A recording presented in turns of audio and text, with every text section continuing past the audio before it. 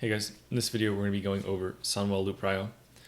When it comes to loot in Sunwell, it's pretty advanced. There's a lot of stuff going on, and if you're trying to give loot to the classes that gain the most from each item, there's actually a lot to consider.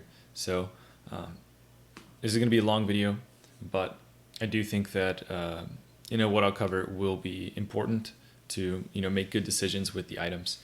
So first, I'm just going to mention, and there'll be timestamps below, of course, feel free to hop around. But first, I'm going to mention a few things that are going to just a few notes that are going to affect Sunwell gearing. First thing is Sunwell difficulty. The raid is hard. You might not kill every boss. It's important to note which bosses drop what items. Especially, I think a lot of people are expecting them to release nerfs at some point after the initial release. But yeah, don't just expect that every guild, even potentially your guild, might not be able to kill Jaden. So it might not even be worth getting too into, kill Jaden itemization priority, because you might not see him ever, or at the very least, it might be after nerfs. It might be a while. Next thing to mention, in Sunwell, the tier is good for everyone. Pretty much every class can use the tier, and pretty much every item is best in slot. There's a few minor exceptions. Basically, everybody wants 3 pieces of their tier that come in Sunwell, and there are no boots, belts, or wrists outside of them, no offset pieces, so you will not have any extra items there. That makes more items in Sunwell in general useful. There's far less wasted items in Sunwell, which makes things more complicated when it comes to loot council or loot priority as well. Hit is going to vary a lot depending on, for example, if your casters have an Ellie. It's going to depend on how quickly you're replacing your items from last phase that have hit. So basically, hit is very varied for all casters, all physical DPS. But there's a lot of ways you can fix your hit rating. Obviously with gems, but even with items in this phase. Keep in mind, some Ellie shamans are going to be respeccing to heal. That can affect caster hit rating. You might have caster hit issues starting in Sunwell if you are used to having Ellies and you have them respec to resto. What else? We've got crafted items. Always consider, whenever you're looking at a glove slot, what the crafted gloves are that each class can use. There are BOE crafted items, with the gloves and the rings, in addition to BOP crafted items. All of the bind on pickup crafted items, like the jewel crafting necks, the chests, and the goggles, they all require a BOE recipe to drop.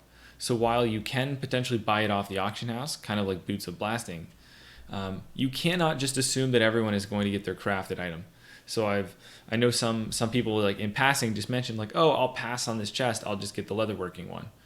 That's not necessarily going to be the case, that you're guaranteed to have that chest, right? The pattern might not drop, and it will likely be very expensive on the auction house, all the BOE patterns. As we're going through this, we'll be prioritizing some classes using some greater than signs, some equal signs, and some greater than equal signs. Obviously, greater than means that one class has priority over another. Equal means they're equal. And greater than equal means one class has a slight advantage or a slight priority, but it's pretty close. And in pretty much all of these situations, you can easily switch the order in which you give out the item with even the smallest reason as to why you'd want to do that.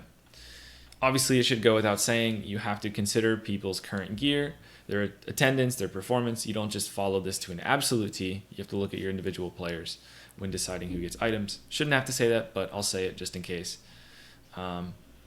We got this link here. Many items don't actually drop from Sunwell, but require motes. That is this lady. Basically, in Sunwell, all of these items do not drop from bosses. And if you want to acquire these items, you have to turn in a matching item. And it's very specific. Every item has a single item that it can be traded in for. So for example, Helm of Arcane Purity can only be acquired by turning in Cowl of Light's Purity with a sunmote. Hence, as we're going through this, I'm going to mention some items being terrible and we're never going to create them. And some items are really good and we're never going to use the other version. I think a good example is the Gloves of Paroxysm. You're very likely to just create the bear gloves whenever these drop, because these gloves aren't BIS for anyone. These are really good for bears. That's an example where you're going to spend a sunmote and transfer this item pretty much every time, especially early. And depending on how many bears you have. Whereas another item might be something that you wouldn't really want to create very often. This Helm of Light's Purity is not BIS for anyone, whereas this healing helmet is really, really good. So you're realistically never going to make Helm of Purity, Arcane Purity, until you've used every single one of these across your raid. Keep that in mind. All right, class itemization notes, just a few more details. Again, a lot of this stuff I feel like is very important for how the rest of the prio works, so bear with me. Trash is going to matter less in Sunwell. There's less trash. Bosses are hard. You're no longer going to be really focused on your trash clear speed, and unless you're in a really, really top level guild that's already basically killed all the bosses on PTR. Unless you've killed everything on PTR already, you're not really going to care about trash damage as much. You're more worried about defeating the difficult bosses. There's less trash as well. So that, and combined with the fact of how kind of some of the bosses work, prop paladins are not as important as they've been for the rest of the game. You might have your prop paladin tank brutalis potentially. That's not going to be most guilds. Most guilds, the prop paladin is going to be like the third tank. They still have an important role in several bosses that have AoE adds. But in general, your paladin is not as important to gear out as in the past. Resto druids have a lot of variance in different lists on how much haste they want. Some sets, some BIS lists run a crazy amount of haste, some don't. Some even choose not to pick up very powerful haste items and go for sustain instead. So keep that in mind, that as we'll talk about Resto Druid, we'll mention that. They have varied value for haste as well. Holy Paladins typically are going to avoid haste as well and prefer crit healing into MP5. Keep in mind that Holy Paladins have very varied gear, very, very BIS-less. Even gemming is inconsistent between them. So Holy Paladins are weird. Keep in mind that there's probably going to be a lot of Resto Shamans in your raids. You're going to see throughout this priority that Resto Shamans do really well. They get a lot of priority on items. This is because they're an extremely important healer on several healing check fights. And getting them as much haste as possible can be very beneficial on fights like Eridar Twins, and a lot of the items are just well statted for them, and some of the other healers don't have items that are statted as well. All right, the last thing I'll mention is armor penetration. Armor penetration is pretty complicated. I've got some links here, yada, yada, yada. Long story short, if you're wasting armor pen on an item, the item's value goes down. You're realistically not going to be wasting armor pen on the high armor bosses like Brutalis and Muru, but on the other 4 bosses in Sunwell that have only 6,193 armor, you can realistically waste some armor pen.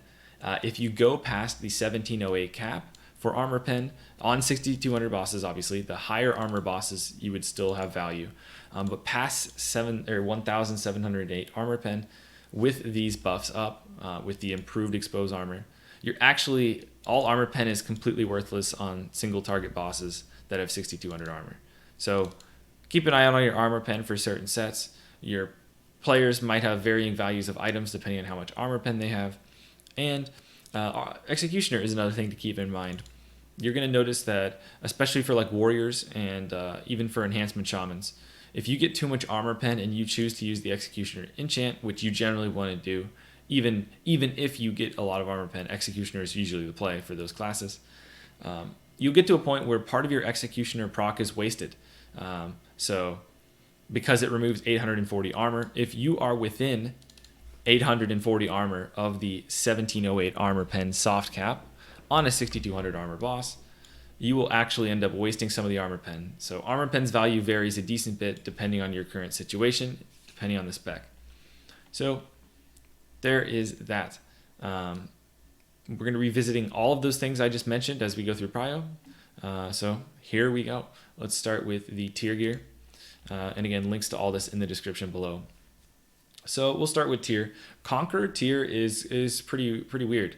Obviously, Conqueror is Priest, Warlock, and Paladin. When it comes to the Conqueror wrists, all the wrists are pretty good for a lot of the classes. Ret Paladins gain a tremendous amount from all of their tier pieces because they have expertise and haste. They really love those stats.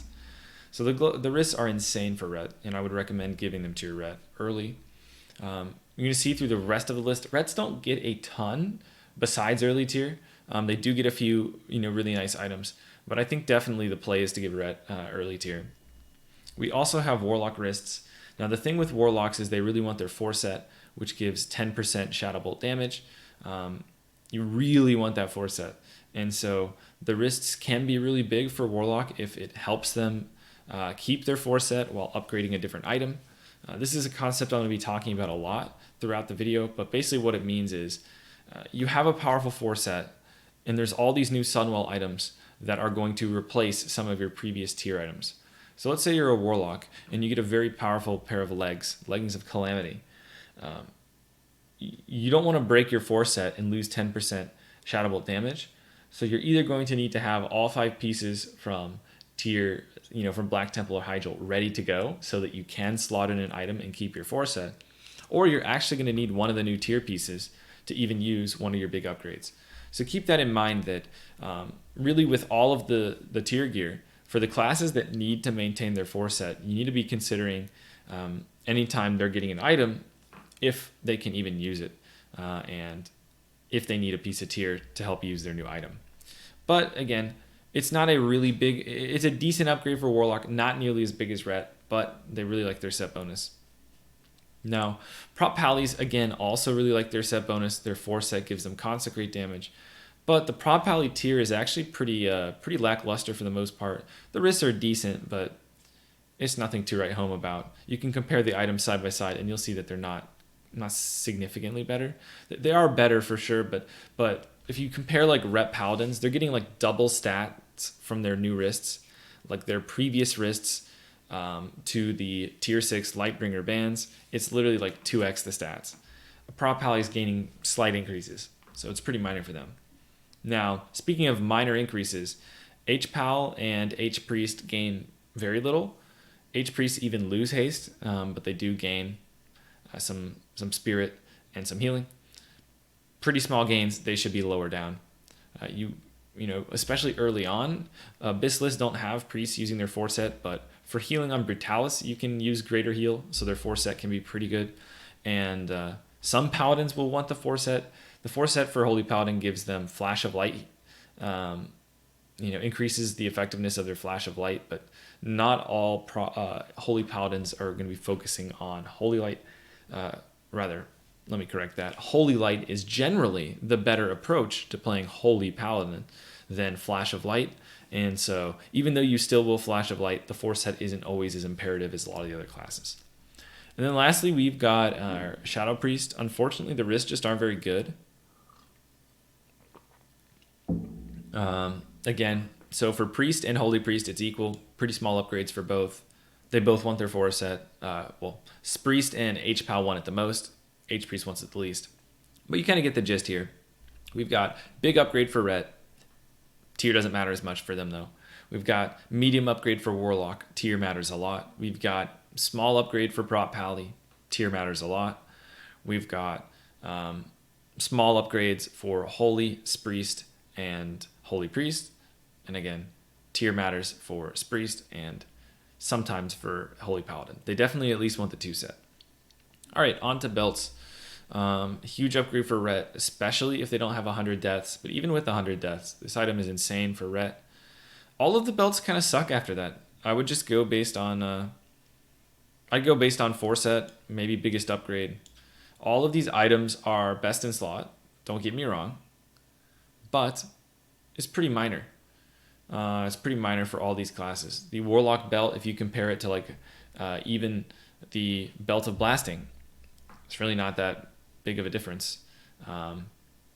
Same thing with the Priests. They lose haste over a tier 6 belt or a Black Temple belt. Nothing too crazy to write home about. So with the Conqueror belt, just give it to someone who will gain either a big upgrade or it will help their 4-set. Other than that, it's just not very important. Then we got the Conqueror boots. Conqueror boots are actually, I'd say, the best piece of tier on this token. They're huge for Ret again. I still think it's the play to give the tier items to your Ret. They're just really, really good. When it comes to Warlock, they're really good for Warlock as well, and the Warlocks like their 4-set. I could see giving Warlock that really needs a piece of tier, the boots before a Ret or something potentially, but generally I'd say Ret first. But yeah, very good for Warlock. Pretty decent for Shadow Priest. I would say that you might want to give it to a Shadow Priest before some of these other classes, even though objectively I'd say Holy Paladin and Holy Priest gain a similar amount to Shadow. And the reason I'd say that is because Shadow Priests have been using the same boots since phase 1. So they're probably going to be really excited to replace them. They've been using Frozen Shadow Weave since literally the first tier. So they also want their 4 set more than the other 2 classes. So definitely I would probably lean towards Shadow Priest, even though I have to admit Holy Paladin and Holy Priest both gain a decent amount. Now for boots. For Prot Paladin, I think these boots are actually, again, technically best in slot in some sets, but it's just pretty lackluster if you compare them to the boots they get from Black Temple. It's just very little change. And there are even several gear sets that do not use these boots as a Prot Paladin. In a lot of threat sets, you're going to use a pair of boots that has hit rating on it for a single target threat that comes from badges. So pretty underwhelming. Overall, very weird Prot Paladin tier this time around. All right, next we have Protector. Protector is very rough. I would say that last token is pretty easy to look at and figure out who should get what.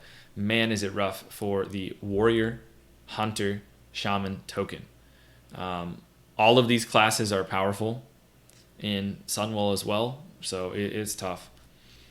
So let's start. The wrists for Fury are really good. They give them hit rating. Depending on their current hit situation, sometimes that's a big deal. Sometimes it's not. Hunters also really like their tier, and the wrists are a very big upgrade. So on this entire token, Hunters are going to do pretty well on tier because they like all of the pieces individually, and specifically their 4 set is the most powerful of all the classes on this token.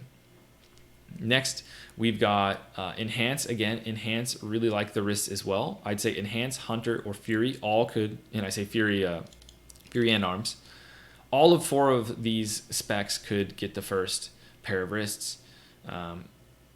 Really could just either look at biggest upgrade, could look at set bonus. But if you compare it to tier 6 BIS or Black Temple BIS, it's going to be very similar.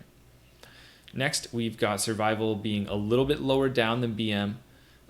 These just have pretty low agility, so I'd be a little slow to give this to a Survival until they really need it to keep their 4 set. Resto Shamans and Ellies both want the wrists. Both are medium upgrades, nothing too crazy to write home about. And I have Prot Warrior last on the wrists. This is the only piece of tier for Prot Warrior, of the new tier, that doesn't have expertise. It's just a full mitigation item. It's still BIS for full mitigation, but again, it's nothing too crazy to write home about. You could give this to your Prot Warrior if they're like super struggling with mitigation, if you're worried about them really having a hard time on like Brutalis. I mean, it is nice and all, but I personally think that as a Prot Warrior, you would not even equip this in a lot of sets early on. It becomes better when you approach full best in slot gear because you are expertise capped as a warrior, but especially early, you're not expertise capped, and you a lot of times wouldn't even want to take off your expertise wrists. So you'd really only use these on Brutalis until you are getting a lot of expertise. So I think Prot Warrior can take the back burner there. All right, onto the belt. We are going to start. The Fury belt is really good. I think that Fury Warriors without 100 deaths should get this belt, or Arms Warriors should get this belt first. Massive increase, especially there's going to be a lot of Furies and Arms that do not have belt of 100 deaths. After that, we've got Hunter. Hunter gains a tremendous amount from the belt. Again, barring a warrior that doesn't have 100 deaths, I think Hunter should get the belt really early. You could give it to an Enhanced that doesn't have 100 deaths too, about at the same level as Hunter. I'd say both classes gain similar amounts. Hunters like that hit on their belt as well. Very big increase for them. I'd say it's about equal to the upgrade for even an enhancement that didn't have 100 deaths. So I would compare them equal. After that, Prot Warrior, again, this piece is much better for Prot Warrior than the other ones. It has expertise. It's really good. You do want to give items to your tank. It is a little bit less important to give Prot Warriors items right away because a lot of times in Sunwell, for the tauntable bosses, so we're talking about Brutalis, we're talking about Caligos, for these bosses in particular, your warrior is going to gain a lot of their threat from just taunting what the bear has built up. So it's not super important that your Prot Warrior gets like every threat item first. But this is a very good item. And barring like a real big upgrade for one of these other classes that doesn't have 100 deaths or a hunter, I think Warrior should get it next, a Tank Warrior. After that, and again, there's a lot of variations here, I get that. Enhancements and Furies that already had 100 deaths, I think could go next. Still a big upgrade for them. Survivals, again, are just not going to use the hit rating from this item. It's kind of just a similar amount of agility as a lot of the other belts, but high hit that you don't even need.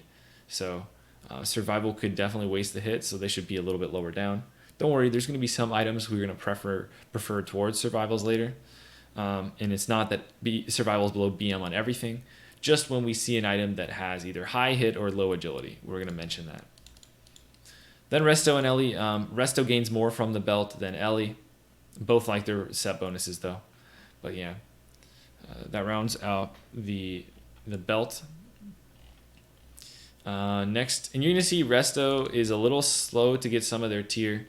We'll talk about this in a little bit, but basically Resto Shamans gain a ton of items that are really good in Sunwell, and so you do want to keep in mind that as they're getting upgrades, they might want to make adjustments to try and keep their set bonuses. But in general, the physical damage dealers gain a tremendous amount from this tier. All right, up next we have boots. I think these boots should go to Prot Warriors first. These are really good.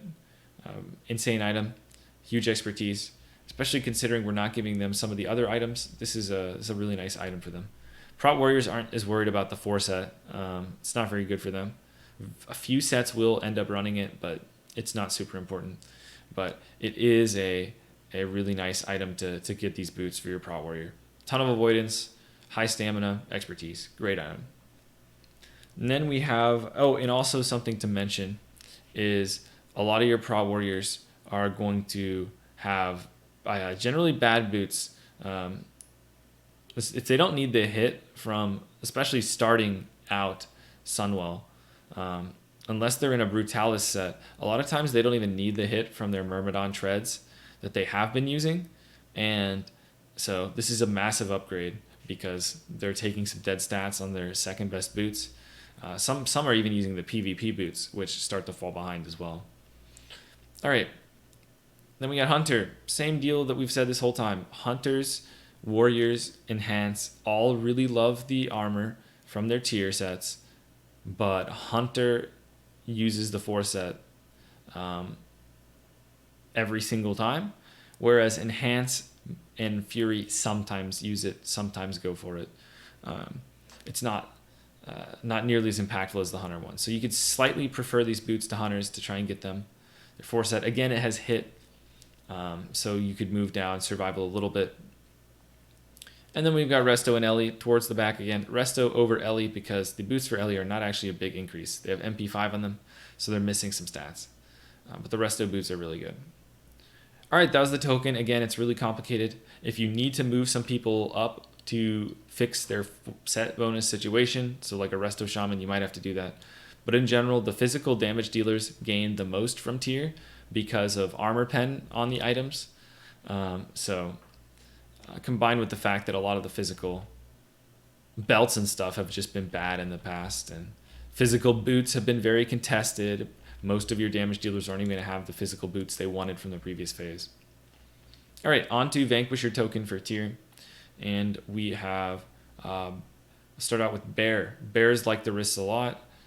You might want to check with your Bear to see if they can use them right away, because some of their sets are going to be built around having resilience from the Season 3 offset PvP wrists. If your Bear can afford to drop the resilience, this is a pretty big upgrade for them. Rogues gain a ton from the wrists too. They're really good, and they really like their set bonuses. Very good item for Rogue. Boomies, their wrists are pretty decent. They do have some MP5, which is unfortunate, but the Boomies like their set bonuses as well. If you happen to have a cat, these aren't the craziest upgrade for cat, but they are pretty good for cat.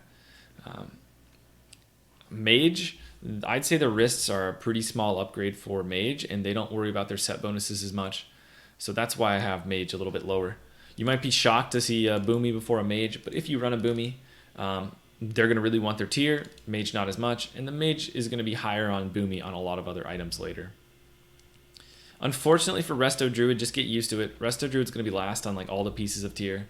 It's really unfortunate. The items aren't that big of an upgrade for them. A lot of the healing and a lot of the caster tier is, again, lower impact than a lot of the physical tier, because when it comes to casters, they really love haste. Well, a lot of haste was already in the game in the last phase, right? You already had haste healing belts. You already had haste caster belts. You already had haste wrists for healers and casters. Whereas all the physical damage dealers are getting all this new armor pen on items that previously didn't have it. So physical damage dealers are really, really liking their tier generally more than casters and healers. Okay, moving on to the belt. If your bear doesn't have belt of 100 deaths, I think that you would want to give them the belt. But a lot of bears are going to have belt of 100 deaths for the expertise. I think if that's the case, I don't think your bear needs this item very quickly. I think it should go to someone else. Bears already get a lot. Boomy, I think, is a great candidate for the belt, as well as Rogue. Both could get it. Big upgrade for both. No dead stats on this Boomy belt. Boomies really like their 4-set. Rogues really like their 4-set. Great for both. Then we go Mage. Nice upgrade for Mage, but again, they don't care about their belt or their set bonus. And also, more importantly, it's just not as big as an upgrade as Rogue, and even Boomy would gain more than a Mage would from the belt. Then we've got, unfortunately, and Cat would be further back as well on this belt. And then we've got Resto. Resto, once again, would even be losing haste on this belt. Their 2-set's nice, their 4-set they don't care about at all. Fortunately, Resto Druid pretty far behind on belt too. All right, on to boots. Bears really want, and I have the items out of order here, so apologies there. I didn't sort the icons right. But look at the prio at the bottom. Rogues really like their boots. Bears really like their boots. These boots are insane for bear.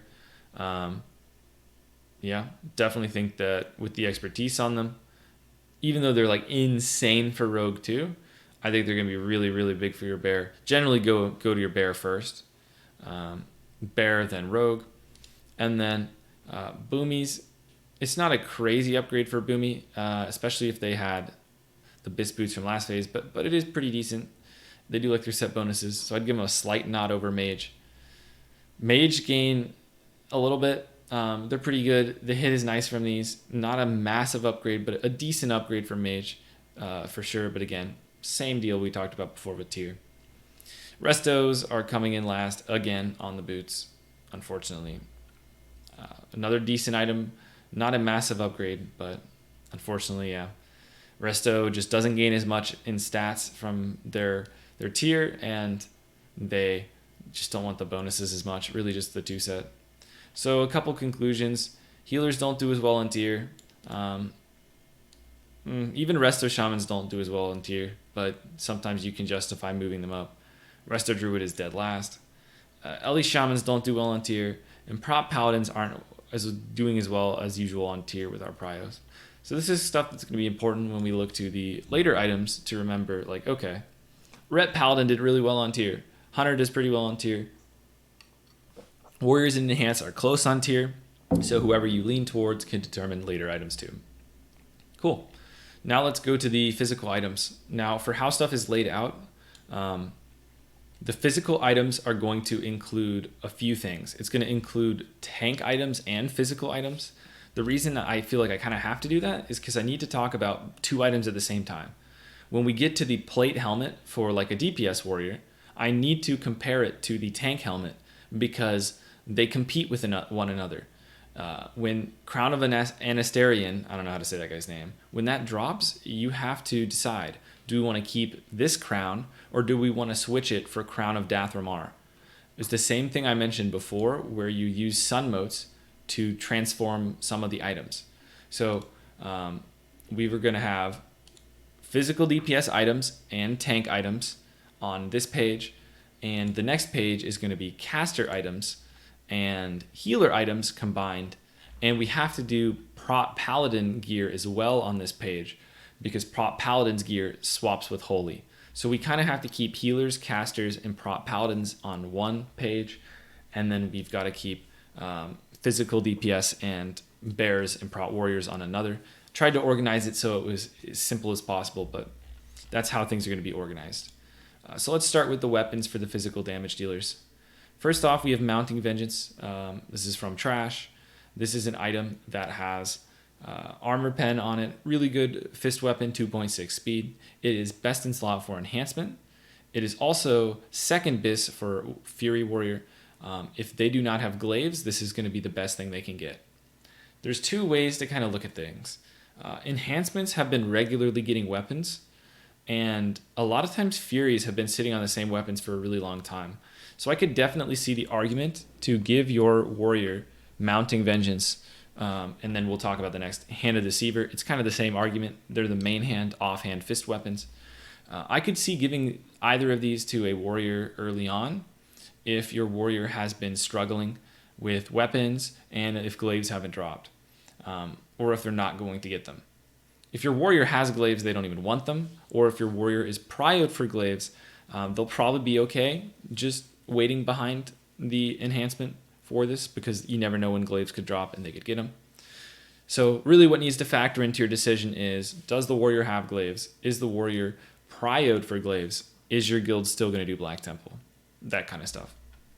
So I would say if you're going to give enhancement these weapons, depending on what options they have available, you either have to commit to giving them both so that they have the matching speeds which they prefer, or they need to have like an arena weapon ready that's 2.6 speed that they can slot in, or just a good 2.6 weapon in general. So yeah, I'd say warrior equal enhance, and you can use tier is good for both warrior and enhance, so you can you'd use these items to help you out, right?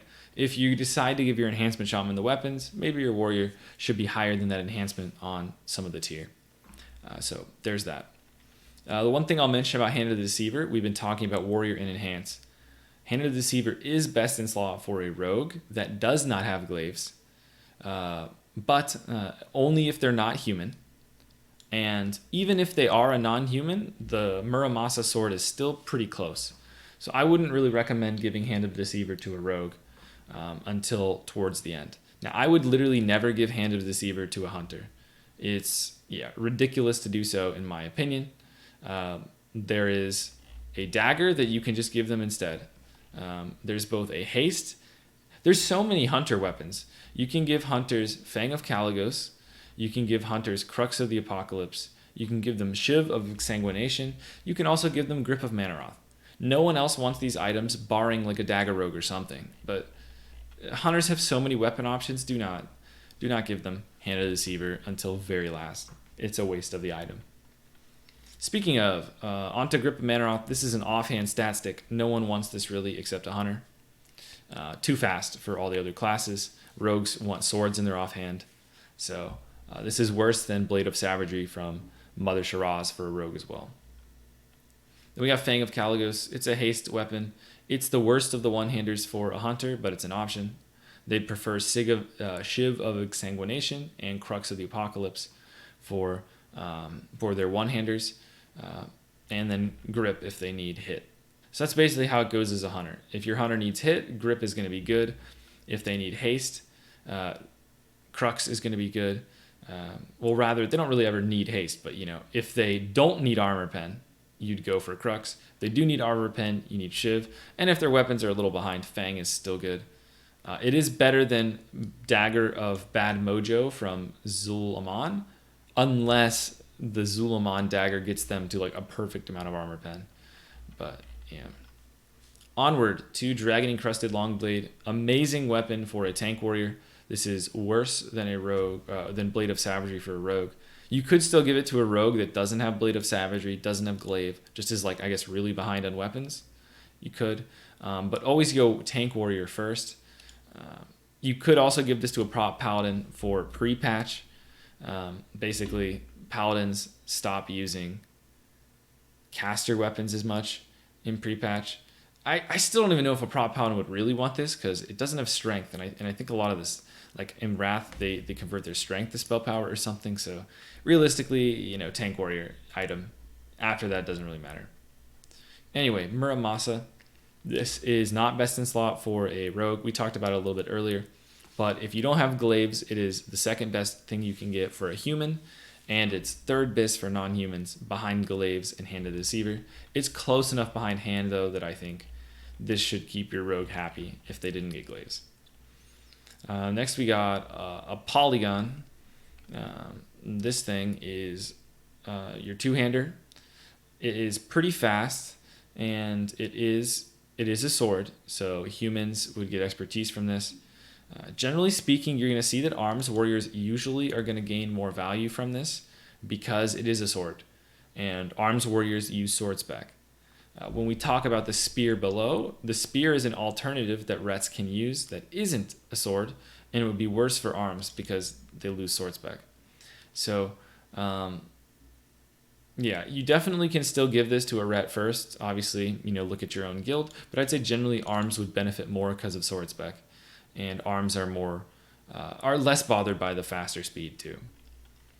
Then we go to Shivering Felspine. Now this is an interesting item.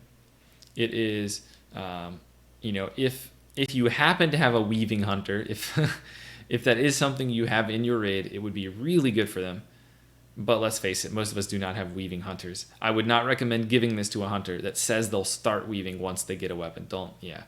If you already have a Weaving Hunter, this would be insane for them. But more realistically, this is going to go to a Ret.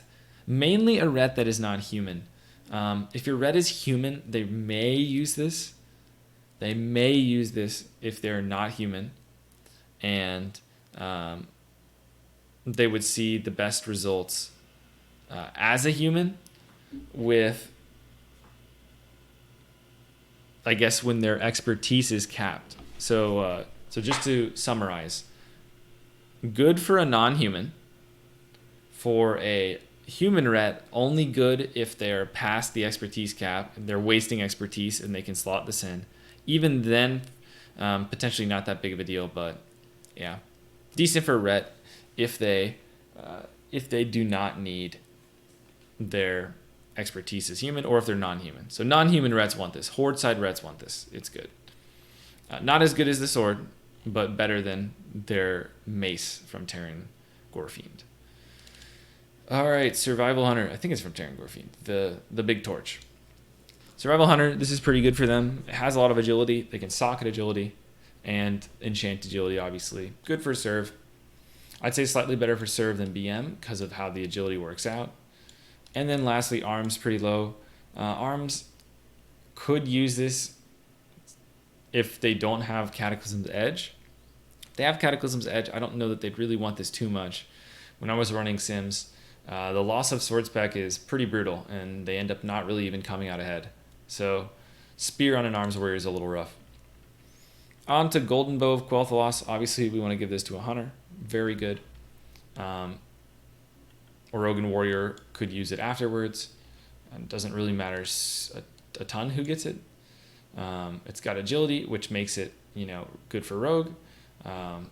Better than for rogue than warrior, but then you've got armor pen, and armor pen situationally can be better for warrior than rogue, so kind of evens out. Thoridol, another similar item. Again, legendary bow, give it to a hunter. Not much to say here. Both items are really good. Thoridol is technically going to be BIS and on the BIS lists, so yeah. No matter what though, make sure both of these weapons go to hunters before rogues and warriors. Onto Blade of Life's Inevitability. This item is best in slot for Prot Warrior. It's still good for a DPS Warrior too. Not the best for Rogue. Rogues can even get a badge crossbow that's typically just going to be better. But yeah, Prot Warrior, then Rogue. BIS for Prot Warrior. Stanchion of Primal Impact. Yeah, very big damage or threat increase for your cat or bear. You could bias towards a cat before a bear because it's a damage staff. It's not as tanky as Wild Fury or Pillar. So on a boss like Brutalis, where you really care about survivability, you might be ill-advised to use a staff that doesn't have as much stamina, doesn't have as much armor. Well, doesn't have any armor. And then we got Sword Breaker's Bulwark. Now, the crazy thing about this shield is that it's objectively better for a paladin than a warrior because of the shield block rating. However, and also, the shield block value is fine for warrior, but a lot of paladins like that stat a lot, especially when they're tanking a lot of things. But the thing is, your prot paladin is not as important in Sunwell. Them upgrading their shield is not as impactful for your raid. Generally speaking, like a shield upgrade on your warrior that's tanking something like Brutalis is typically going to be more important than giving it to your paladin. So I'd say generally prot warrior would benefit more, even though the item is better than a paladin. Just kind of consider what your two tanks are doing in the raid. With that said, though, you might want to consider what shield they have. Maybe consider Bulwark of Azeroth from Black Temple. And I'd also, and I'm not joking here, I would literally ask your tanks if they would even equip this. There are a lot of tanks that will not unequip Bulwark of Azeroth because they like the way it looks. It is very common, honestly, for tanks to say they won't even equip this item. So that is our physical DPS weapons. Onto helmets for physical damage dealers and tanks. This is our first item that turns in for a sunmote. We've got Duplicitous Guise and Mask of the Fury Hunter. Again, it's very important to note, we have to consider both items at the same time. I cannot say to give Mask of the Fury Hunter to a bear and to give Duplicitous Guise to like a Ret or a Rogue. I can't say that because it's the same item, right? Duplicitous Guise drops from Kil'jaeden. You take it to a vendor, you turn it into Mask of the Fury Hunter, right? So when you are determining who should get an item, you have to consider the fact that, both of these items are resulting from a Duplicitous Guise drop, and you need to figure out when you want to hand it out, right? With that said, you need to check with your bear on what set they're going with. Bears can make a lot of different sets in Sunwell. They tend to want their 4 set in AoE and not need 4 set in single target.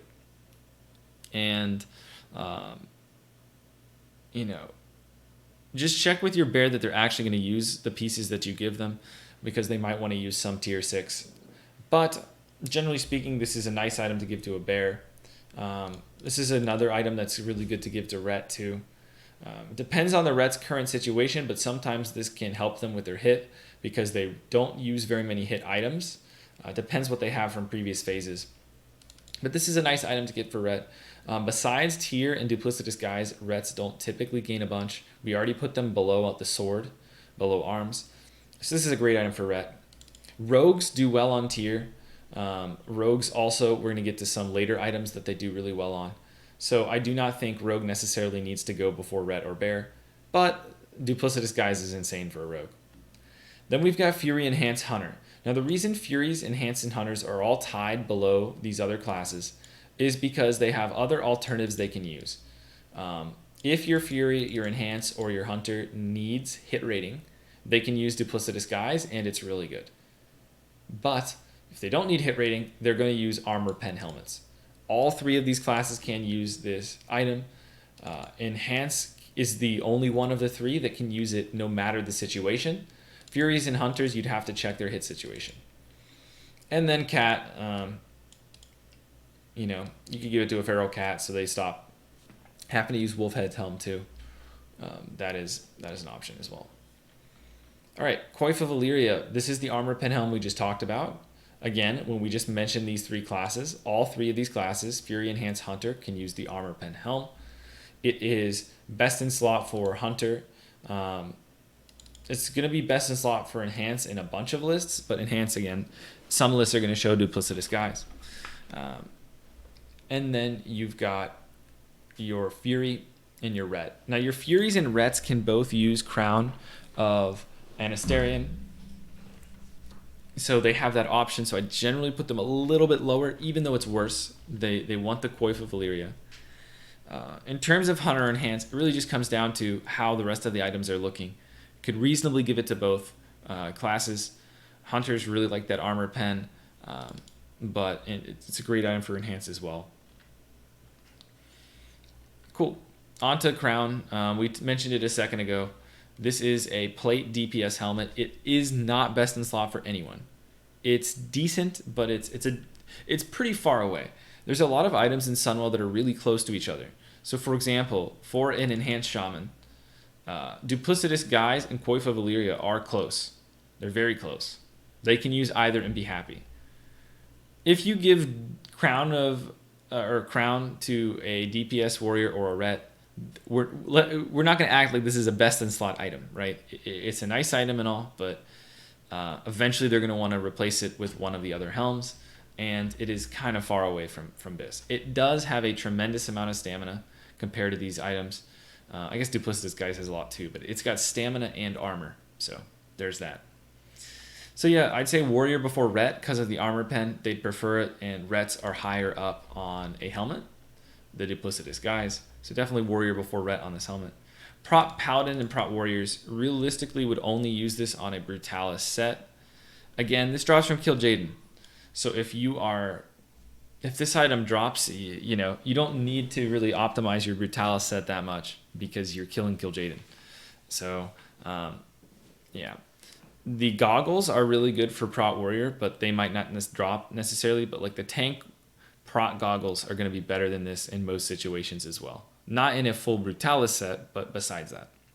So could use this if your tanks are hurting for a helmet, but I think it'd be more wise to try and keep your warriors and rets happy with some temporary upgrades. This is technically Bis mitigation though. I will put that out there.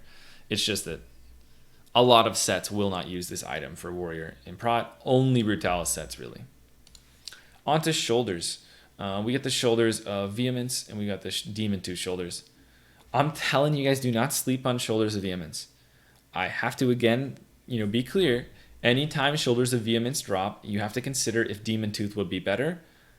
Most of the time, you're just going to take your shoulders of Vehemence and turn them into Demon Tooth shoulders, and that's going to be what you're going to do. However, this item is actually not bad.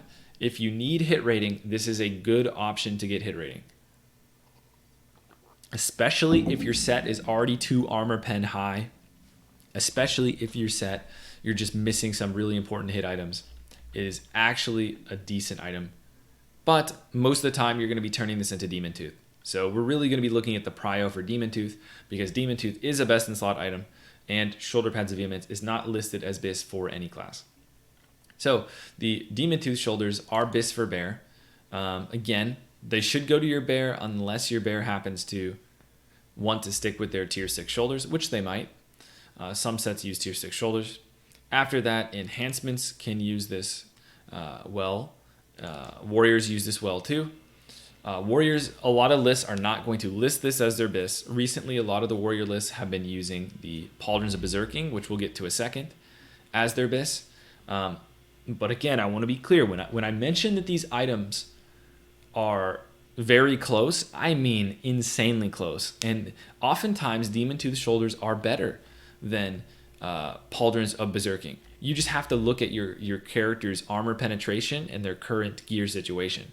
But these are very good for warrior, decent for ret as well. But I would lean towards giving the haste shoulders to your ret, and these armor pen faster to your warrior. Again, also good for enhance. Enhance have 2 different shoulders they can use. One of them, being Demon Tooth. Cool. Rogue uses their tier shoulders. Unlike bear, I'd say it's much more cut and dry that rogues are going to be using their tier shoulders in a Bis setup. So rogues are going to be much lower down on this item. But rogue would be the one that would actually use Vehemence if they ended up getting it. Cool. Cats can use this too. It's an item for cat as well. Next, we have the Mantle of Golden Forest. This doesn't trade for anything. So again, whenever you see 2 items, the first one transforms into the second with a sunmote at the vendor. This item is standalone. It is individually Bis for hunter, but they usually use their tier shoulders. So this item is often not going to show up on any Bis list. But once again, I must add that Enhance is very close to Bis with Demon Tooth, right? Enhance can make good use of this. Hunters can make amazing use of this if they don't have their full bis, and if they can unequip their tier shoulder and still have the 4 set. So even though eventually the hunter is going to stop using it, you can really give it to anyone who will use it long term. People are going to want to replace this.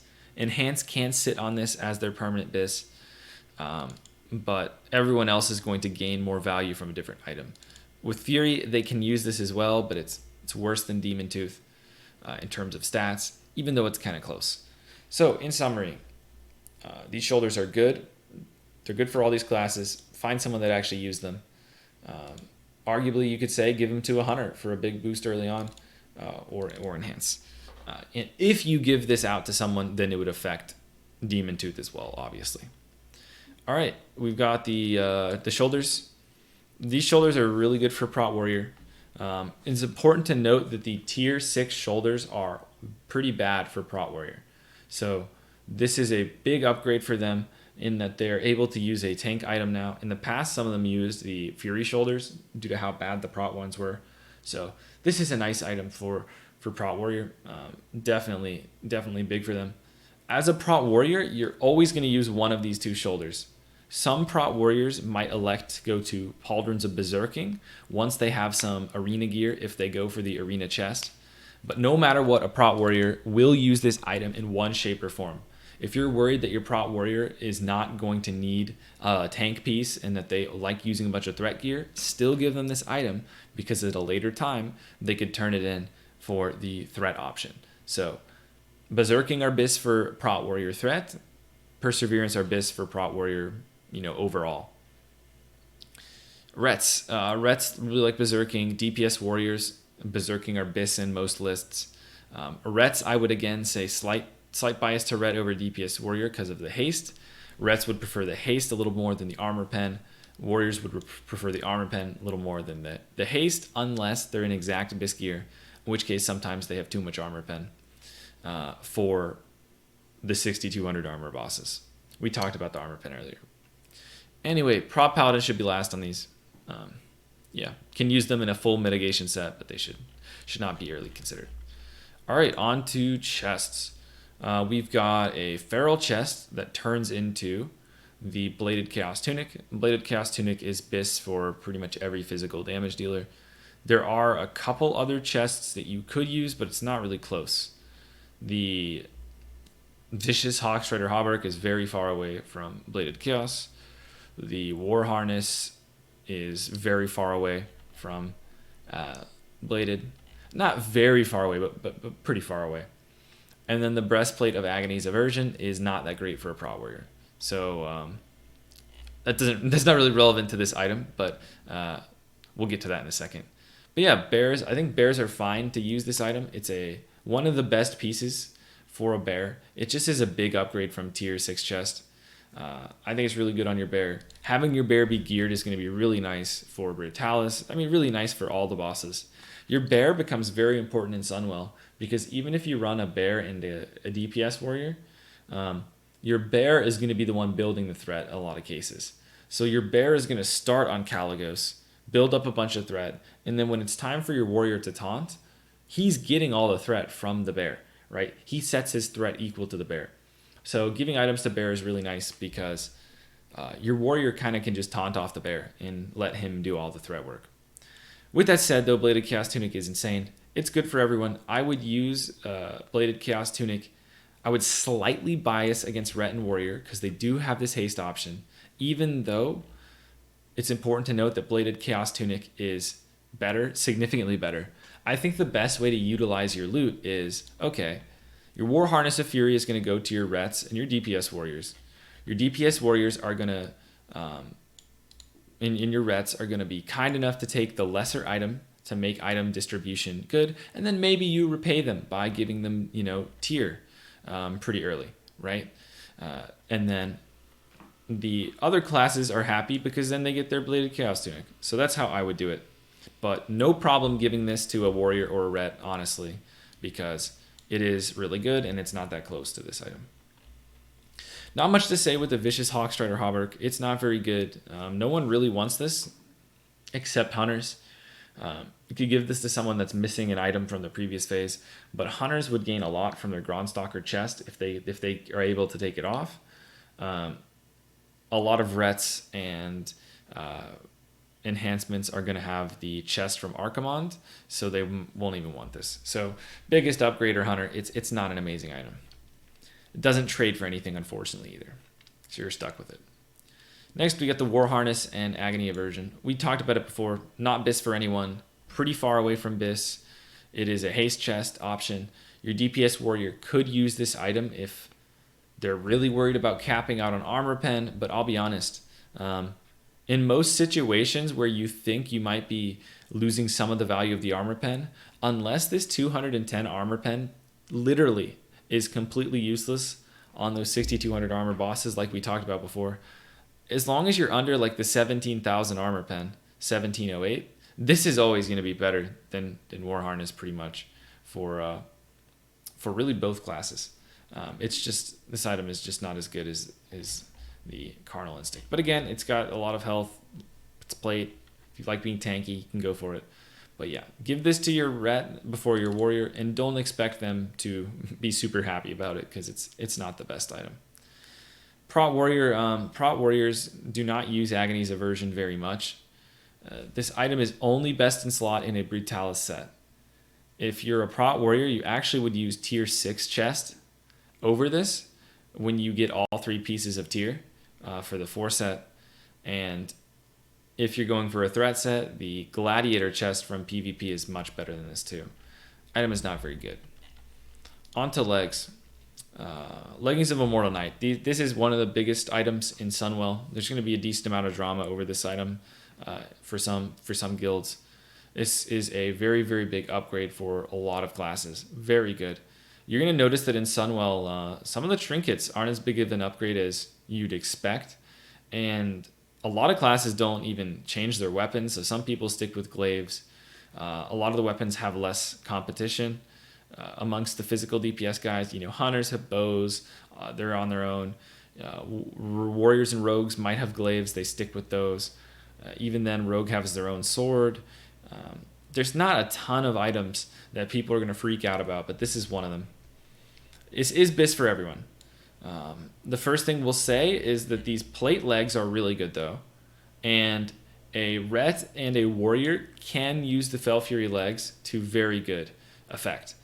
So much so that I would say, as a ret or a warrior, I wouldn't really recommend someone even worry about Immortal Knight. Now, we're not going to prioritize rets and warriors because they have those plate options that they can use. But even so, if there's a warrior telling you that they absolutely need these legs to make their gear set work, again, if somebody really wants an item, you can give it to them. But warriors do not need this to hit cap. Even if you have a boomkin, even if you don't run improved fairy fire, warriors do not need these to hit cap. This item is, obviously really, really contested and really good, but it's not going to make or break a lot of people's hit. I'd recommend, if any of your warriors or rets are freaking out that they cannot go on without Leggings of Immortal Knight, show them the hard Corium gloves. They have hit rating. You lose very little to run those in your sets. They have 23 hit rating, and you can obviously always gem hit too. But there's a lot of ways that you can fix your hit situation. Long story short, this item is really cracked for hunters, rogues, enhance. Bears would want either the tank version or the Immortal Knight version. It doesn't really matter which one they go with because it's the same item, remember. So Reds and Warriors are going to be lower on this. Survivals we're going to put lower on this too because this item is much lower on agility than Starstalker. And even though it's individually BIS for survival, it's kind of a waste because they waste a lot of the hit, then it's not that high agility. So definitely survival last, definitely warrior towards the bottom. Bears already get a bunch. They do not need these early. So I would say all of these are pretty confidently locked in here. Now, the debate is, of the remaining classes, who should get them? Gronstalker leggings are the current legs that hunters use. They have MP5 on them. They are horrible. Generally speaking, your hunter is going to be able to use to gain a massive upgrade from these legs. Rogues are also going to gain a significant amount from these legs, but not as much as a hunter going from Gronstalker, if the hunter can, again, break their 4-set. Rogues and cats have the least option. You can absolutely give this to a rogue first. You can absolutely give this to a cat. When we get to Black and Naru Sliver, I'll give you guys a little teaser. We're about to get there. I have rogue as being prio on this trinket. If you decide to deviate from that, I would heavily recommend your rogue getting the first Immortal Knight. I think rogue should either get Immortal Knight or Naru Sliver. Because I'm saying that the rogues are getting Naru Sliver, I think it's fine for your rogue to not necessarily be first on Immortal Knight. But these legs are best for hunters, rogues, and enhance. If you haven't ever really pump or enhance, again, they could use them. But enhance can sit on Starstalker legs. They're not close to Immortal Knight, but they are still a big upgrade from previous phase. It is something they can use. And again, it's all about efficiency of items. If you give your Immortal Knights all to hunters and enhancement shamans, and you don't give it to your rogue, and then you start disenchanting Starstalker legs, that's kind of wasteful. But yeah. Again, any one of these classes could get it. Again, if you choose to have a cat in your raid and they're a pumper, this is very good for them. But most raids are not going to have an exclusive cat. I realize that. But yeah. BM Hunter, slight preference before Rogue. Slight, preference over Enhance. Enhance, again, you got to keep an eye on your Enhance, though. Because Enhances are still good. They can still pump. And, if on a lot of these close calls you keep siding against Enhance, you're going to have trouble. If you're not giving Enhance weapons and you decide to give them to a warrior, and your Enhance is not getting as much tier on a lot of those items that are good for Enhance, you decide to go with Hunter, you decide to go with your warrior, your Enhance is going to slowly start running out of items they can get. So you have to look at the other items, you look at the upgrade, but I would definitely say Rogue, Enhance, or Hunter as your main go-tos. And because rogues are going to get Sliver, I think it's fine to give these to hunters. Hunters do well on tier, but so do rogues. So it kind of cancels out. All right. Starstalker legs, we just talked about these. Definitely give these to your survival first if you have one. Lower hit and more agility than Immortal Knight. It just makes sense. I realize that your survival is going to tell you that Immortal Knight are BIS, but it just doesn't make sense to disenchant Starstalker legs and then not give these to anyone except a survival using these is just inefficient, right? Survival should always use these first. Anyway, on to the Fel Fury legs. But once again, these are decent for Enhance and Hunter, but still much worse than Immortal Knight. On to the Fel Fury legs. These are the DPS warrior legs. They're very good. I would consider these as BIS for Ret and Warrior, even though Immortal Knight are generally going to be slightly better in a complete BIS setting. It's going to be unrealistic to get, and these are very good. I said before, and I want to make this distinction, when you give this helmet to a Ret or a Warrior, you can't really act like this is a BIS item. It's not. However, when you give these legs to a Ret or a Warrior, you can act like this is a BIS item. This item is good for them. It is very good. So just to be clear, this is a very good item, and even though it might be slightly behind Immortal Knight in a lot of BIS setups, it is still very good, and many setups that are very good are going to include it. A lot of the BIS lists are going to show Fel Fury because it's much easier to get and performs very close. Keep in mind that all the other classes do not have a leg option that is as good as Fel Fury. So definitely make sure your Rets and Warriors are using this. Fel Strength. Now, your Prot Warrior hasn't done super well on a lot of the items we've talked about so far. But this is a nice item for them.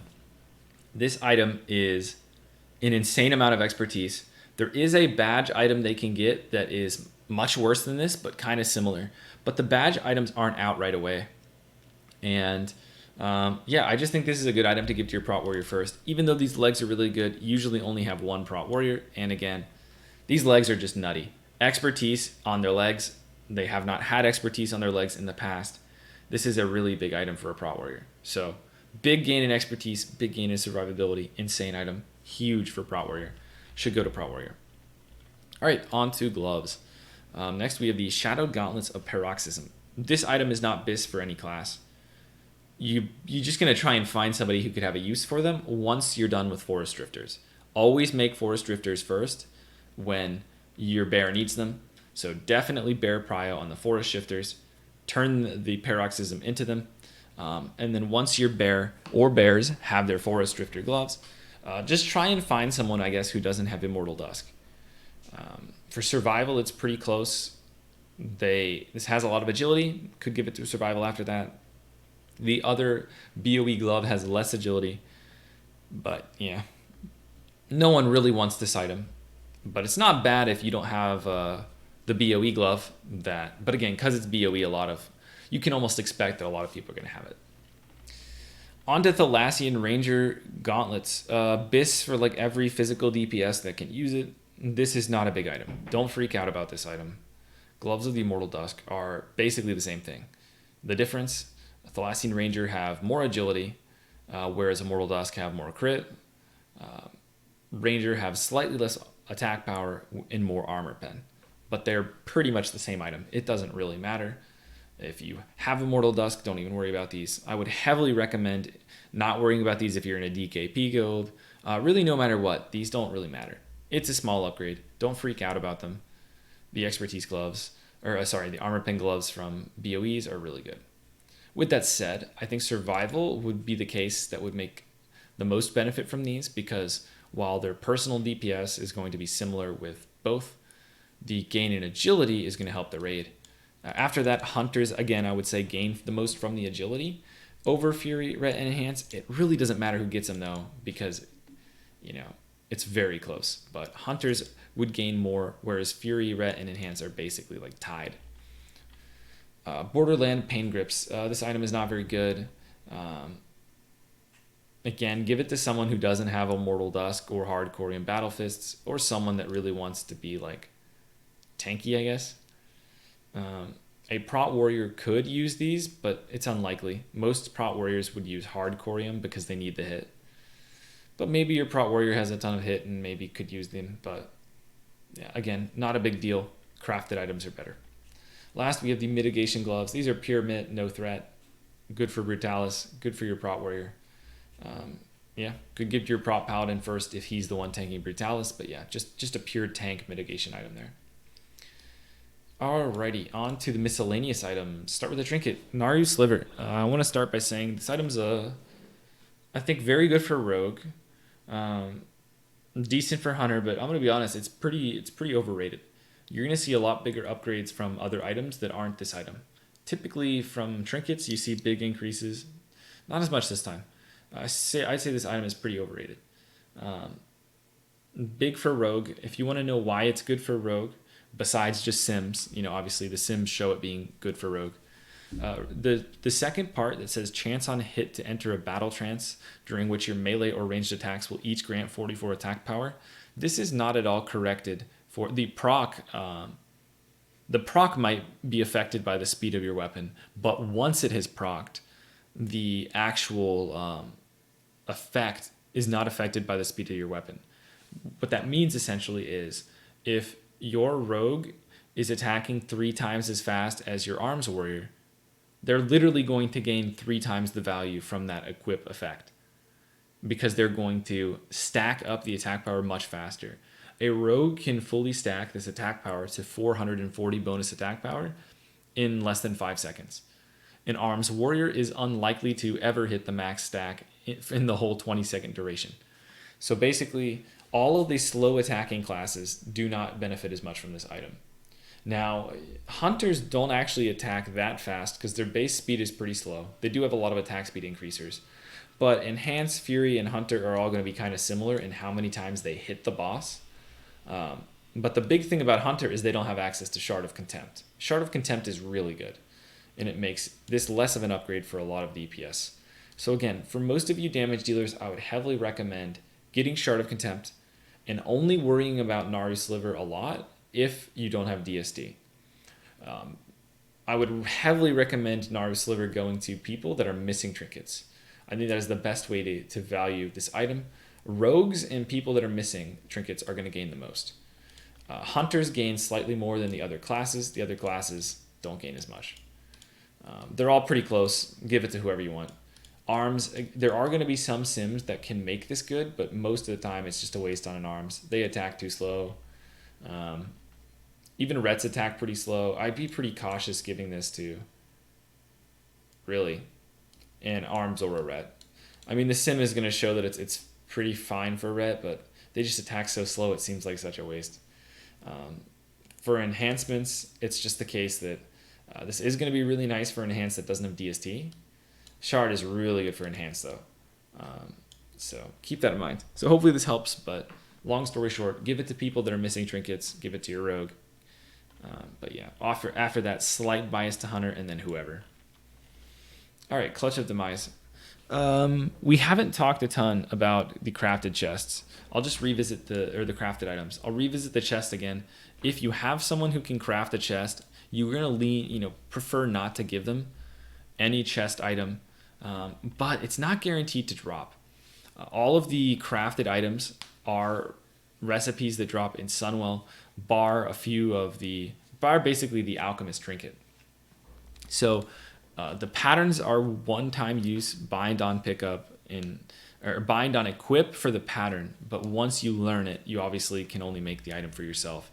Same thing goes with a hardcorium choker, right? You have to give the recipe to one person and only they are going to be able to make it. So it's hard to act like hardcorium choker is going to be something a lot of people are going to have when the pattern is likely to be very expensive on the auction house and your guild is probably not going to get that many to drop.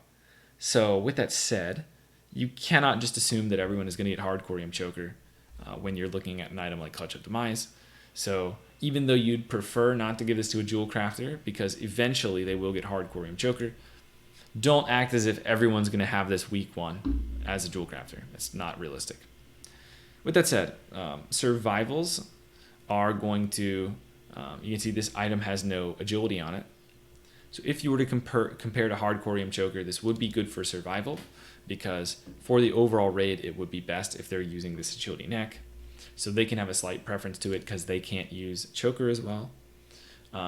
For everyone else, it's very close. You can use this as like a tiebreaker. If you feel your enhanced needs more loot, give it to them. Of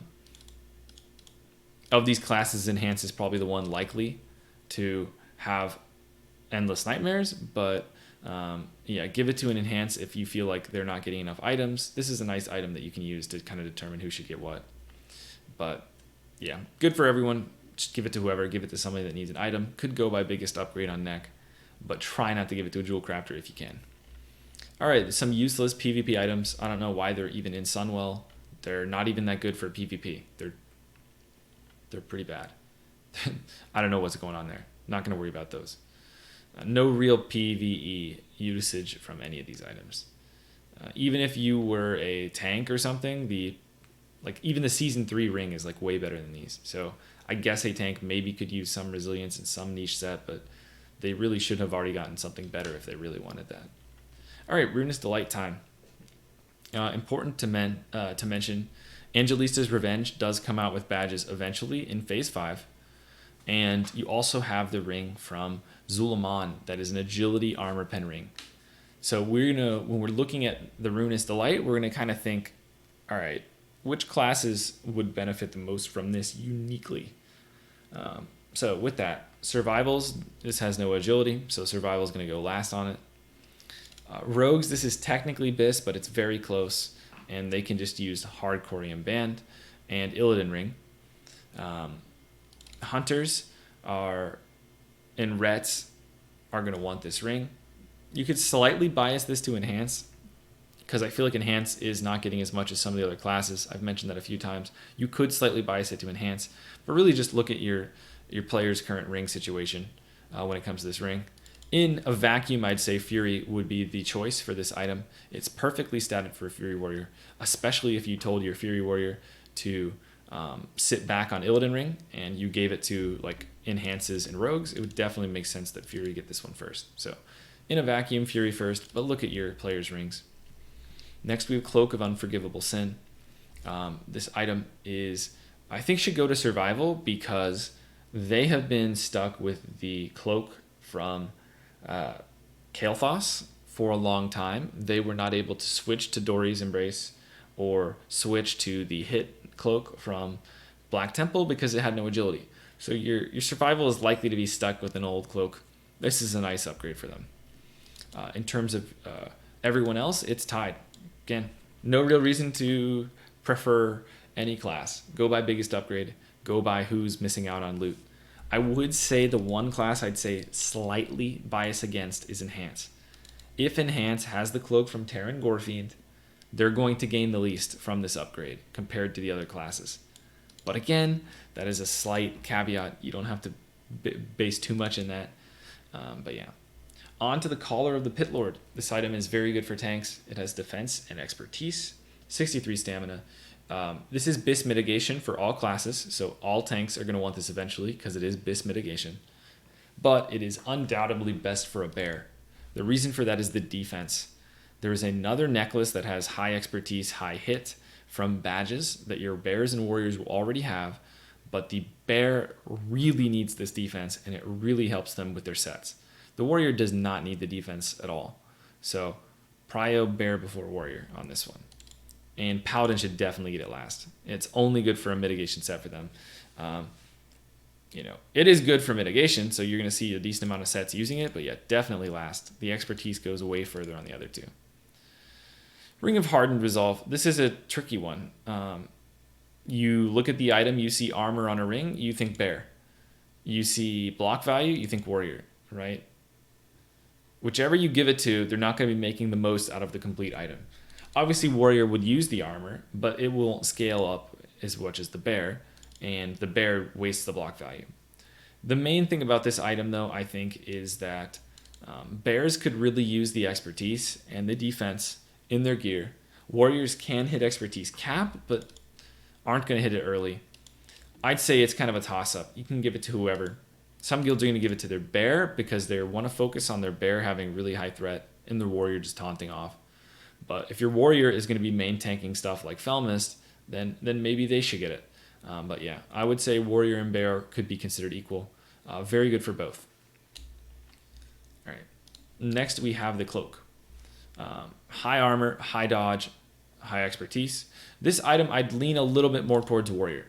The reason for that is there's no defense. There's no defense, there's no bonus armor, there's no resilience. So as a bear, this actually can be kind of hard to fit into a set. The cloak that bears have been using from badges did have defense on it. So this can cause them to have issues with crit immunity. So I'd say lean towards warrior. Paladin, again, always last on this one. Still BIS mitigation for a paladin, though. All right, next we have the Steely Naru Sliver. This item is a nice little tanking item. Now, a warrior doesn't actually need this to hit expertise cap. A warrior, once they get all of their tier and all of their offset pieces in Sunwell, a warrior does not need this trinket for expertise cap. They will literally be hard capped on expertise without it. So this is a waste on a warrior once they reach full gear. However, they still could use it in some contexts. So I would definitely go bear than warrior. For bear, this is really good. Really good threat trinket that also gives them an on-use to increase their health, which is really nice for bear, even more so than warrior, because again, warrior has last stand. Warrior can use nightmare seeds easier. So there's that. All right. Then we have the Ring of the Stalwart Protector. Give this to a Brutalis tank. Generally better for a warrior or a bear than a warrior. But for whatever reason, if your bear isn't tanking Brutalis, you could give it to warrior. But yeah, you want to give this to your Brutalis tanks.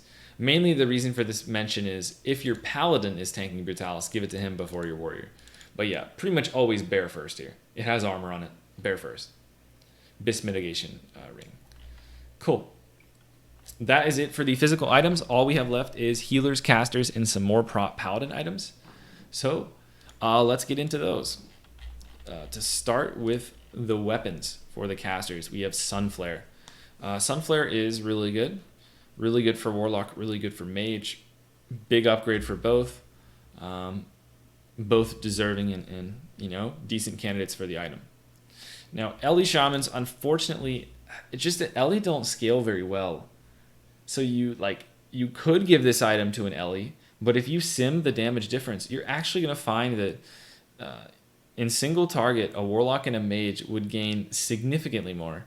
And obviously, Warlocks and Mages are nuts in AoE, but even in single target, Warlock and Mage, you're going to see more damage increase than Ellie, and it's pretty significant. So, yeah, it's a little unfortunate. Ellies do have a mace they can go for, though, as a consolation prize. But yeah, generally Warlock and Mage for Sunflare.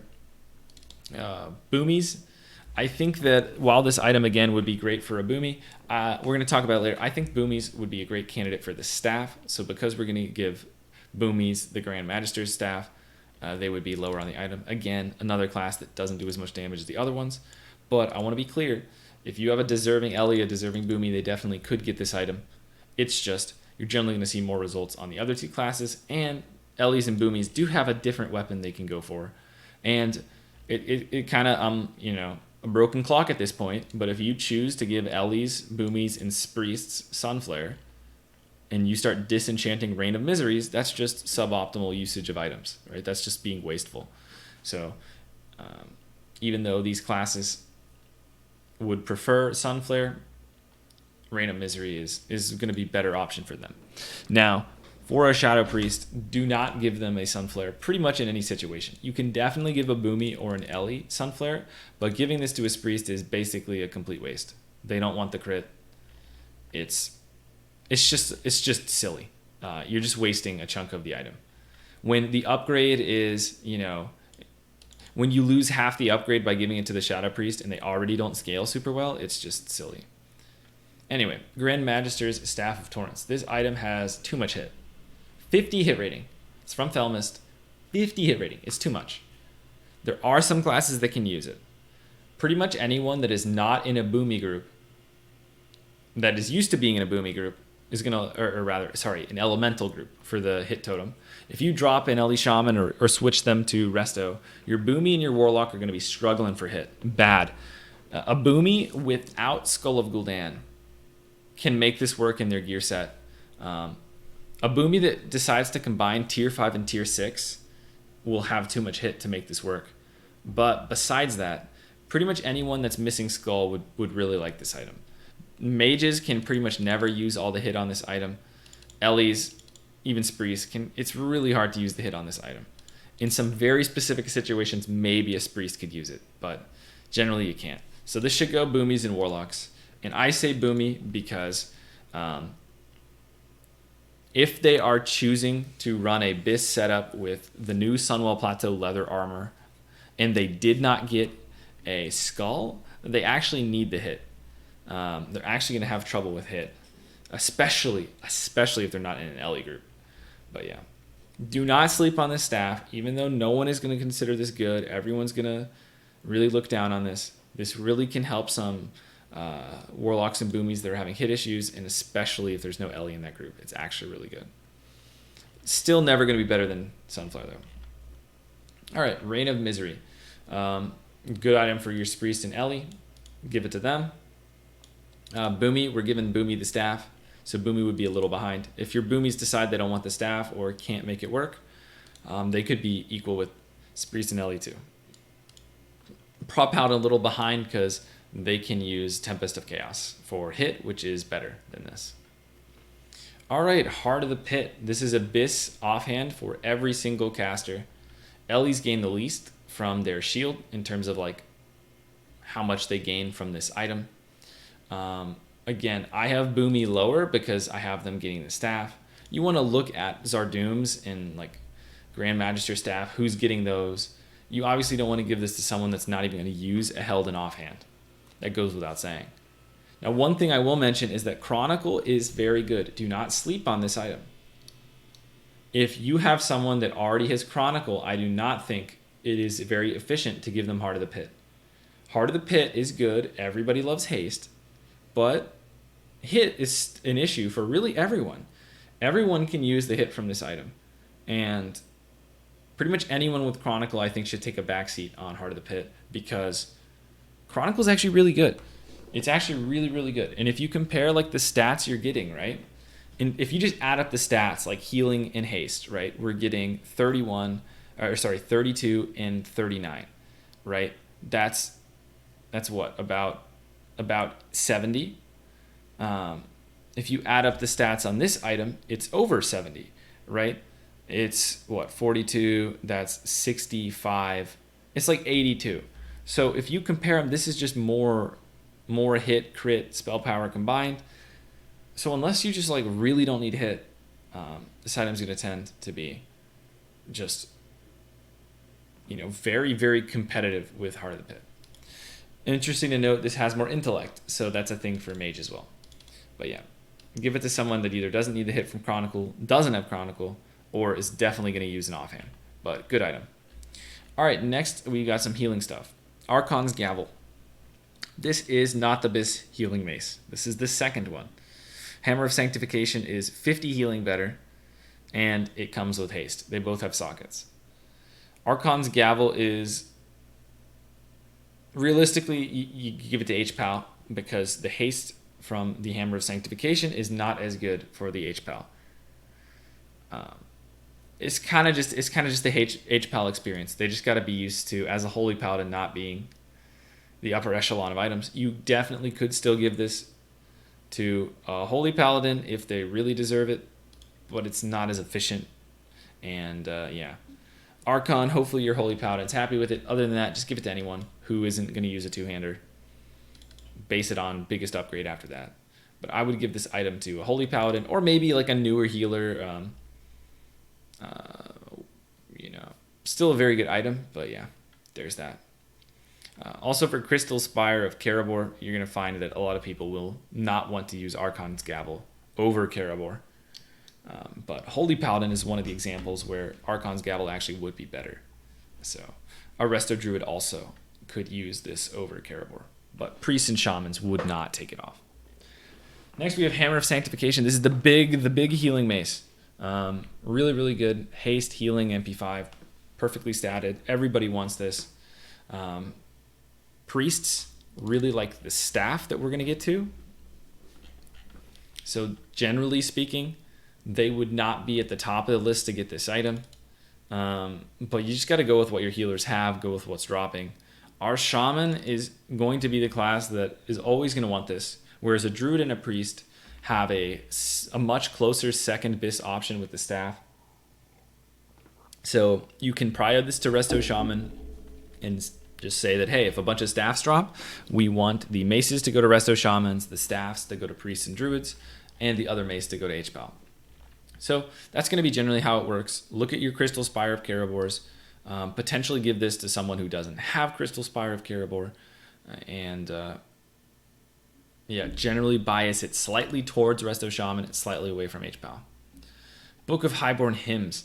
This is going to be your bis offhand to pair with Hammer of Sanctification. Make sure you don't give this to someone who's going to go with the staff. H-Pal doesn't even want this. They'd either use the shield or the shield from the previous phase. So they don't want this. So don't give it to an H-Pal. But you could give it to any other healer that is either has the hammer, so you know for sure they're going to use their offhand, or you can just always give this to a Resto Shaman, because Resto Shamans will always use this because they won't be using a staff no matter what, because the staff has spirit. So if you want to be safe, you can give it to Resto Shaman. You're going to see as we go through healing items, it's a lot of things are just going to say Resto Shaman. Resto Shamans are really good. You are going to have the most of them usually amongst your healing core, and they scale really well with a lot of this gear. So make sure you don't have to follow all of this to a T. If you've got a deserving player that's pretty far behind on a previous phase item, can still definitely give it to them. But yeah, the Archimond offhand, it's important to note, is still good. Resto Druid can definitely still use the Archimond offhand if they want to. Priest could too. So yeah, look at their offhand and all that, but can go to really anyone but an H-Pal here. Next, Angelic Fortitude. So this is an interesting one. The Resto Shaman actually is going to gain the most from this item as soon as it drops, but it isn't Bis. Most HPAL lists do have this as Bis. So you're going to give this to your HPAL if they want it, if they consider it Bis. Some Holy Paladins might tell you they don't even want it, and they want to stick with their Fellstone Bulwark. And Fellstone Bulwark is pretty close to Angelic Fortitude. So you definitely could give this to like an undergeared Arsham that's like missing a shield, and it would be a much bigger deal than giving this to a Holy. But I would always lean towards giving it to a Holy because it's their Bis. They don't get that much. So if they want it, I think they should definitely get it. But yeah, really either could get it here. We got the staff. The Golden Staff of Sindorai, Priest versus Druid. Spirit is generally slightly better for priests because of their talents. They gain plus healing from the spirit. It's like what? I think it's 10%. So even though it's relevant, it's 57 spirit. So it's 5.7 extra spell power. So there's some people that are saying that, this should just be outright priest versus druid. I disagree. I think a priest or a druid that's worthy of this item should get it. Druid Bis shows mace and hammer, and a lot of priest Bis lists show staff, but that doesn't really do it justice. The staff is very close for a druid, and I would even say that in a lot of cases, in a long fight where you're looking at sustain, the druid would lean towards the staff anyway. If they're worried about sustain, or if they ever innervate themselves, the haste is going to, the spirit is just going to be huge. So long story short, I think the staff is great for both a priest and a druid. Give it to a deserving player. And another thing to mention is your priests are much more likely to have Crystal Spire of Karabor. Your druids are much less likely because the active is not very good. If you were to say that this should be priest prio, that would almost suggest that a priest who already got Crystal Spire should then get the staff before a druid. That doesn't make sense to me. So priest or druid, even though I admit that priest might gain a slight amount more, it's not very significant. But yeah. But I think the priests actually gain 25% from their spirit, but again, it doesn't change a lot. It's 15 healing on the item. When your upgrade in terms of healing is like 100, the 15 doesn't change that much. All right, on to the Wand of Cleansing Light. Priest only, healing item. Not going to worry about it. Moving on. Nice wand, but only one class can use it. Wand of Demon Soul. This is a caster item. I think this is a nice item to give to a Shadow Priest. Your Warlock might not be able to use it right away if they need to hit from their Fallen Star Wand. Still, everybody can have the Badge Wand from Phase 4. So everybody's on a level playing field. I think this is a nice opportunity to give an item to a Shadow Priest. The Mage is going to lose some intellect, so I think they should be a little lower on it. But yeah, I'd say Priest, Warlock, then Mage. And I think it's a nice chance to give this to your Shadow Priest. They don't get as much as your Warlocks and your Mages. All right, on to the rest of the items. Dark Conjurer Collar. This is Bis for Warlock and Boomy. It is Bis for Shadow Priest as well, and it's individually Bis for a Mage, but most Mages are going to be using Tier 5 Helm because they want the Tier 5 2-set. So Warlock equals Priest, then Boomy, then Mage, then Ellie. Again, Boomy lower than Shadow Priest and Warlock because they have a leather helm option they can get, and obviously these guys can't use the leather. But Bis for Warlock and Priest, so I'll say equal Brio. Big upgrade for both. We have Cal of Light's Purity and Helm of Arcane Purity. Helm of Arcane Purity is basically never going to be created unless you have nothing else to do with this helmet. This helmet is very, very good. It is Bis for Holy Priest, Bis for Resto Druid, and near Bis for Resto Shaman. It's the second best option for them. So yeah, you're going to be using the healing helm for a long time before you even consider making Arcane Purity. It is close to being good for Mage because it does have some spirit on it. But again, Cal of Tears Fall is generally what they're going to wear. So Priest because it's cloth before Resto Druid. Before Resto Shaman because Resto Shaman it's not Bis for them. Mages also can be considered for the Helm of Purity if it's something they want to run. And then Boomy last because they like this helm even less than Mage and it's a little bit down their Bis list. All right, cover reverse all the Ys. So we've got a healing leather item that drops that you can turn in with the sunmote to create the boomkin helm. The boomkin helm is not best in slot, but it's not terrible. The helm is pretty good for Resto Druid, but it is behind Light's Purity still. Overall, the Boomy and the Resto are both kind of disappointed to get this item, and I'd say Resto Druid before Boomy typically on this one, but yeah, not great for either. Kind of a disappointing item, especially when there's two versions of it that both are kind of mediocre. Neither are Bis. All right, we have the Cowl of Gul'dan and the Shroud of Chieftain Ner'zhul. These are the male helms. We have a really nice Ellie item, and we can turn it into the Resto one. Now, even though this starts as Ellie, I think you should turn this into Resto. This is, again, you can still give it to your Ellie. They can still keep it. It's generally going to be a bigger impact to the raid that your Resto has this helm. This is a very, very big upgrade for them. Still nice for Ellie, though. We're going to talk about more pieces that are more cut and dry. Like, definitely Resto Shaman should get before Ellie. You can give it to either, but if you got the Sunmote, this would be a nice Resto piece to get.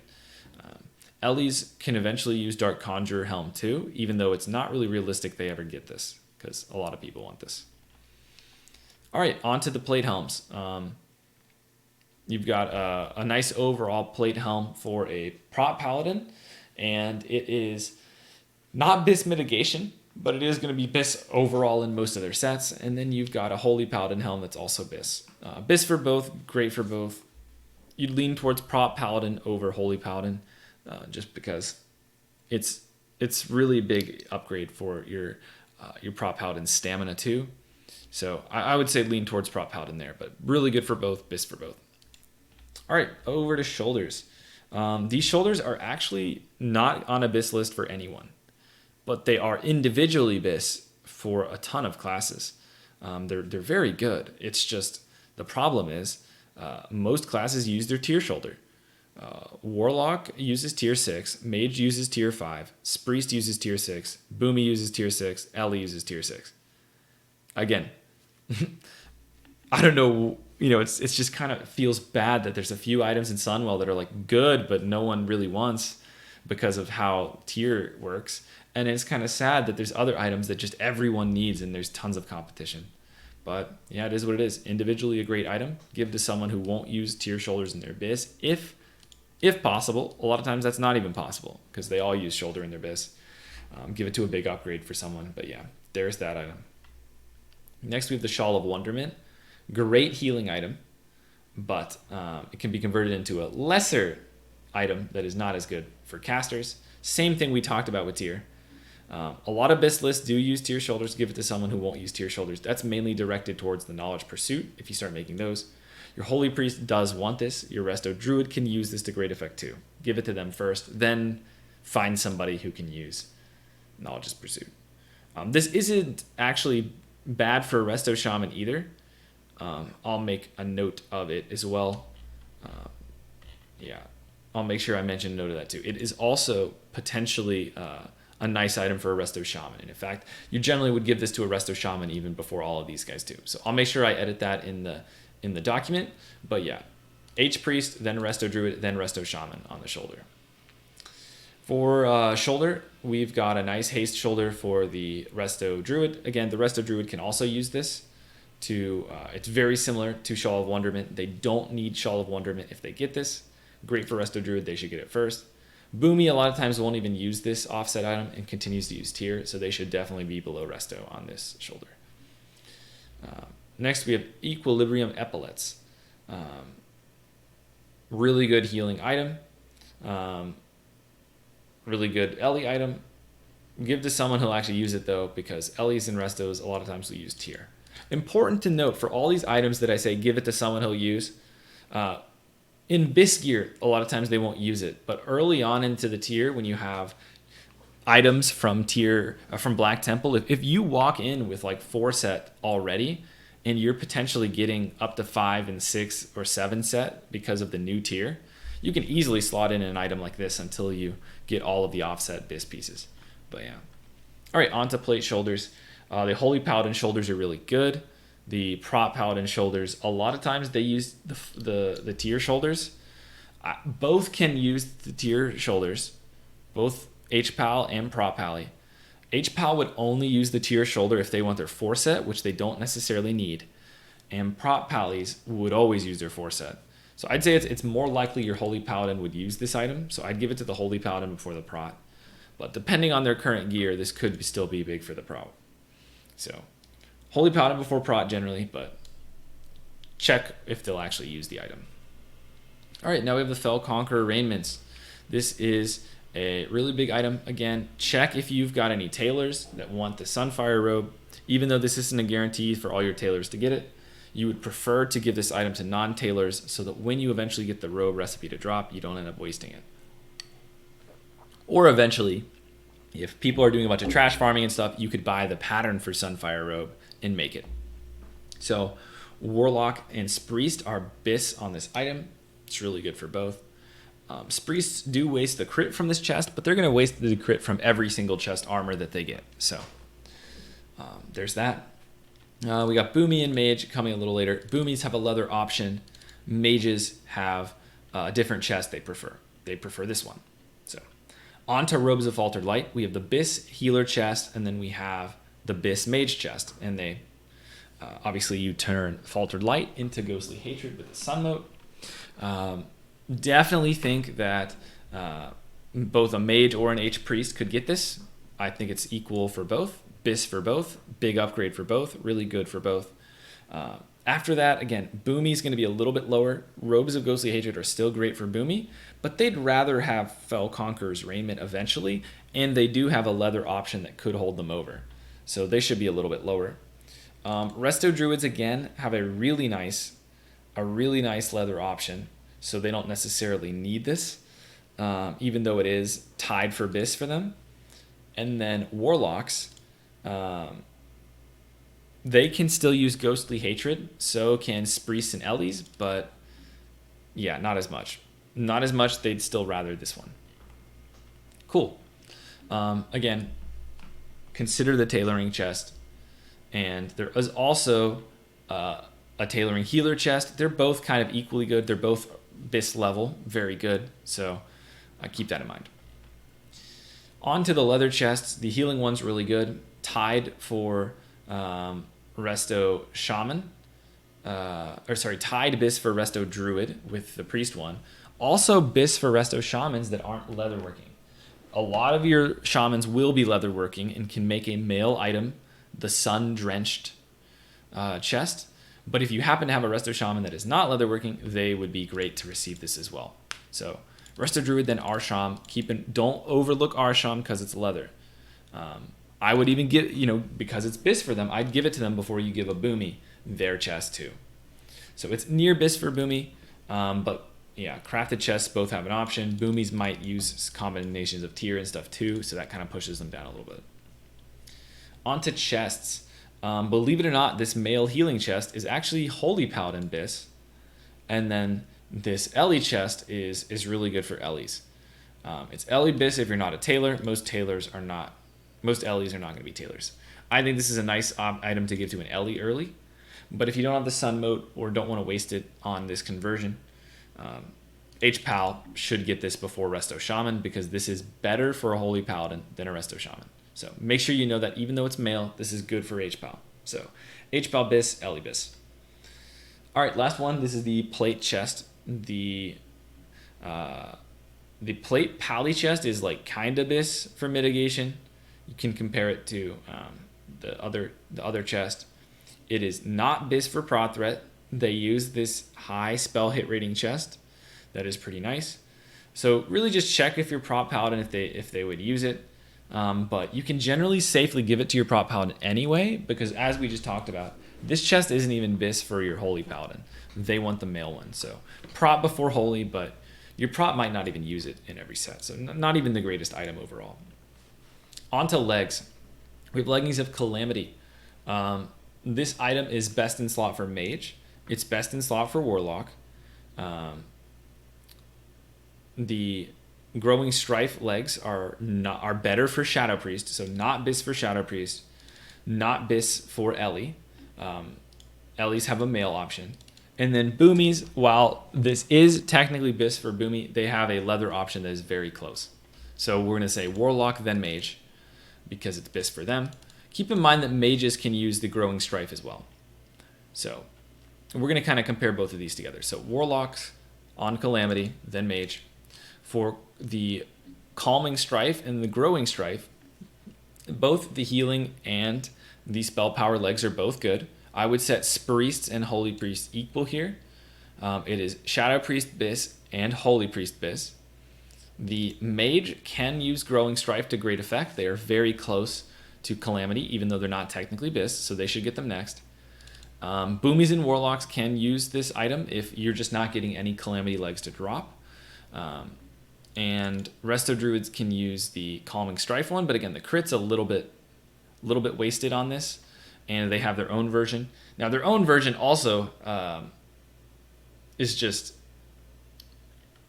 you could arguably just better statted because of the wasted crit, but yeah, that's why they're lower. And then you've got Ellie. Ellies have their own legs, so they should be pretty low. They don't benefit from the spirit at all, so there's those legs. All right, on to the leather legs. Bis for Resto. The Resto ones are really good. Boomy are near Bis. Again, you could give them to Boomy or Resto here. It'd be okay to say equal. Realistically, is your Boomy going to get another pair of legs? Realistically, no. But it's technically possible that you see like 8 Calming Strifes before you see the second set of legs. So if you really want to be safe, you give it to Resto first, and then Boomy second. But good for both. Bis for Resto. So there's that. All right, next we've got the legs that are male. The Resto legs are huge. The male legs are not as good. Ellie technically has some other options. It's still a big upgrade for them. But again, it's kind of the same thing as Boomy.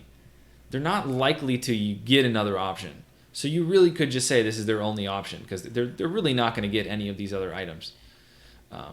But your Resto Shaman is generally going to get tier before your Ellie.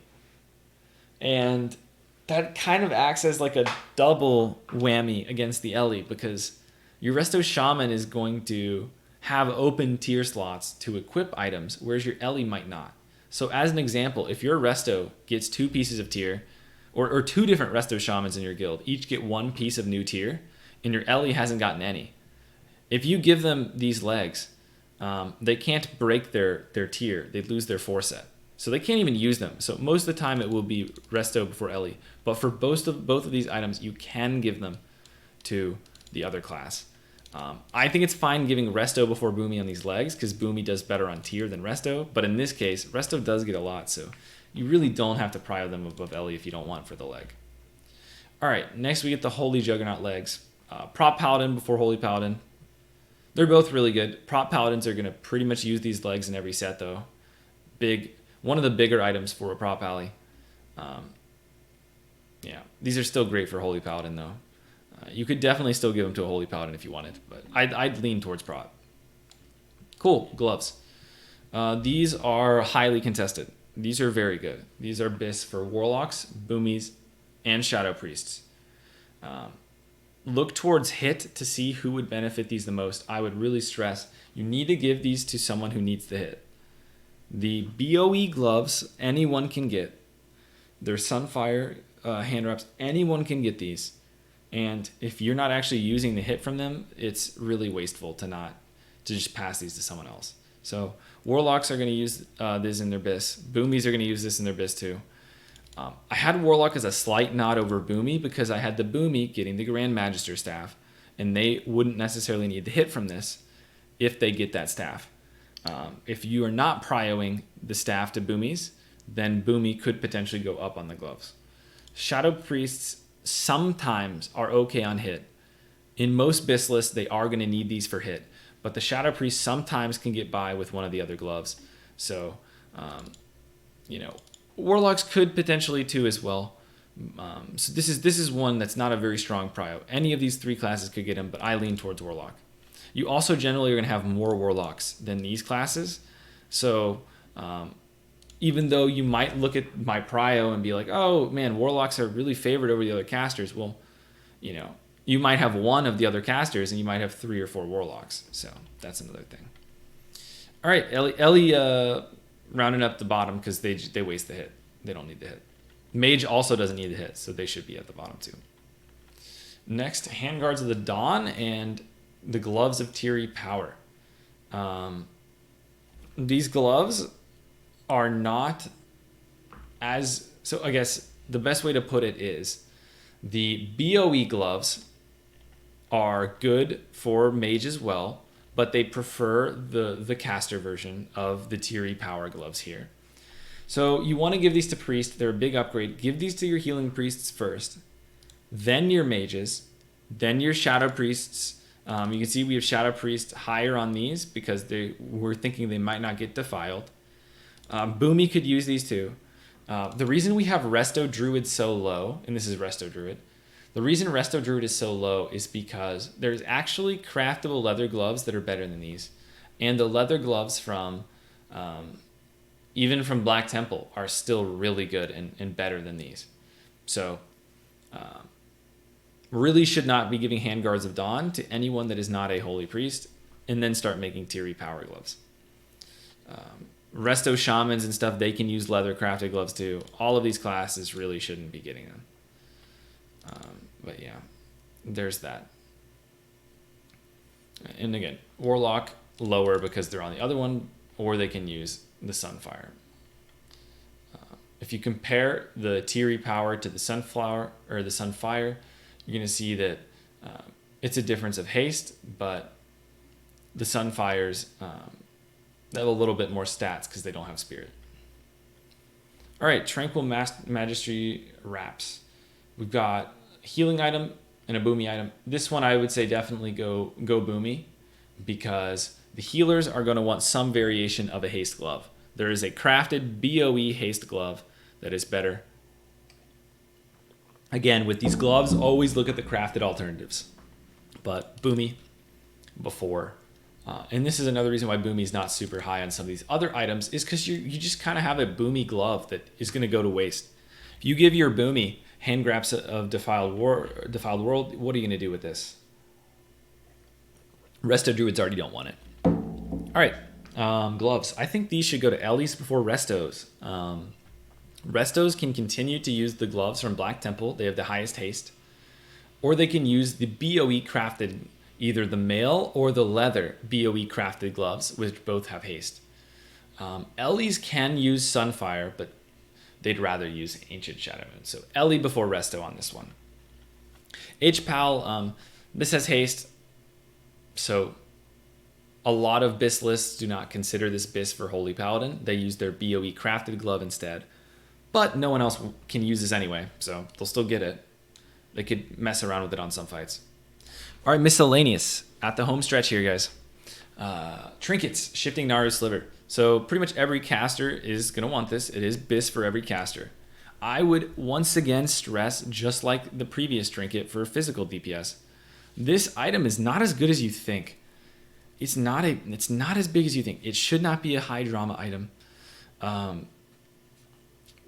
I would say that I lean towards a mage prio on this. Mages don't get quite as much as warlocks as we're going through prio. And this lines up really well with Icy Veins. Icy Veins is a 3-minute cooldown, and Shifting Naru Sliver is a 1.5-minute cooldown. So if you're able to use this off cooldown, which again, you can't always do because you need to be standing still to use it, but most of the time you can sync this up with your Icy Veins, and you're going to be able to get great value because you're going to have a bunch of bonus spell power during your increased cast speed. So this is a really nice item to use with your Icy Veins. It syncs up really nicely. A reason for a slight mage lean. Everyone else can use it great though. I would recommend boomies and warlocks that already have skull to take a backseat because they already have skull. Ellie's, I'd really love to give this to an Ellie Shaman or a Shadow Priest. when you run a sim, it just doesn't seem like they gain as much from it. With Ellie in particular, they use their lightning capacitor still.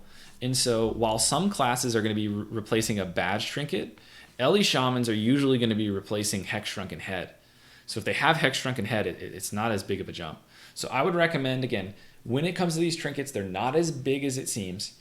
Give it to biggest upgrade. Give it to people that are missing out on trinkets. And I would try not to give it to people that already have Skull, because they already have a big trinket. All right, on to the next. But again, slight lean towards Mage because it seems to work well with their kit. Tattered Cape of Antonidas. There's no reason that this should go to anyone in particular. It doesn't have any specific stat that jumps out to you that needs to go to a certain class. Everybody loves haste. This is good for everyone.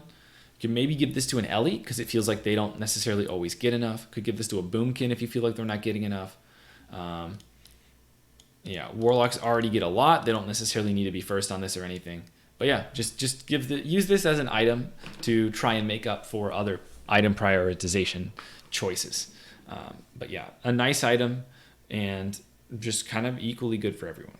Bis for everyone, very good. You can also look at if you gave any casters Shroud of the Highborn or even the Council cloak.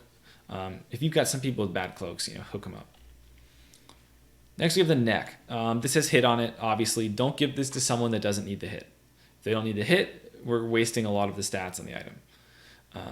It is worse than Pendant of Sunfire generally. If you happen to have a Jewel Crafter, lean towards not giving them. Again, you can't assume that they'll all get it, but over time, eventually, your Jewel Crafters would end up getting it, and then your non-Jewel Crafters could use this. Give it to someone that does need the hit. Alliance mages don't need it for hit, but Horde mages can use it for hit. Again, your Boomy can use it for hit if they're not getting the staff. If they're getting the staff, they don't necessarily need this for hit. So check with their gear set. You could easily move Boomy into the mix if they're not going to get the Grand Magister staff. Warlocks and Priests both use it in their Bis. For some reason, if either of them end up with the Grand Magister staff, they might not need this. Just try and see who needs the hit. Mages are probably one of the classes that would use this the least because they can get by with the neck from Zulaman and make their hit up elsewhere. But Ellies can even have this in their Bis list too sometimes. So basically, this is going to show up in a Bis list for every class. Just kind of look at their hit and make a decision.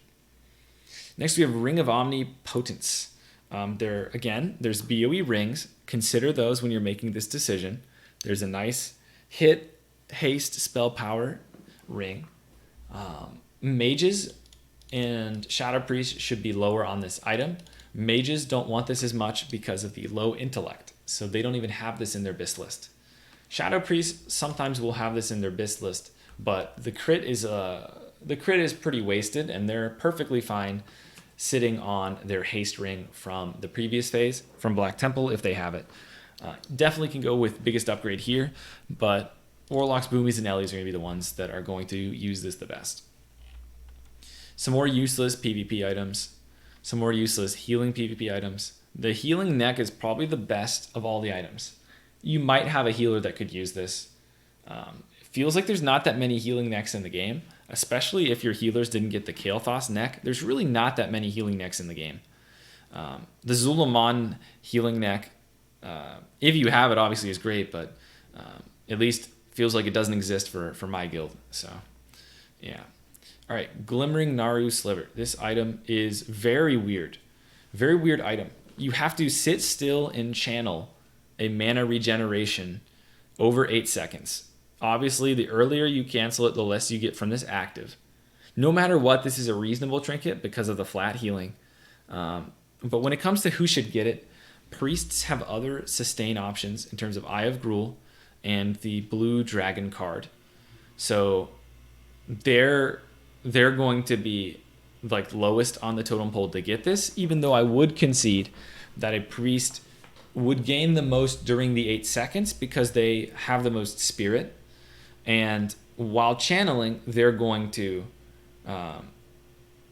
they're going to regen a lot from spirit alone. So it's going to feel like you get a lot more than the 250 times 8. You're going to feel like you're getting a lot more than you are expecting, right? What, 250 times, this is 2,000 mana? You're going to feel like you get a lot more than that as a priest because of your spirit during the channel. With that said, I would just heavily recommend, if you happen to have anyone with the Alchemist Stone, maybe lean towards not giving it to them. I think this is a big catch-up trinket. There's a lot of healers that didn't get the Brewfest trinket in time or weren't playing at the time. There's not that many good healing trinkets in the game. So yeah, I would just give this out based on who has Memento and who doesn't, who has bad trinkets. This is not that great of an item. Just give it to someone who would use it. You also might not want to give it to someone you think will screw up the trinket. If you've got a pretty clever player you think that would make good use of the channel, you can give it to them. But, if your healer starts channeling this and isn't healing your tank and they die, that's going to be real awkward. So would not recommend giving this to someone that you don't think can handle the...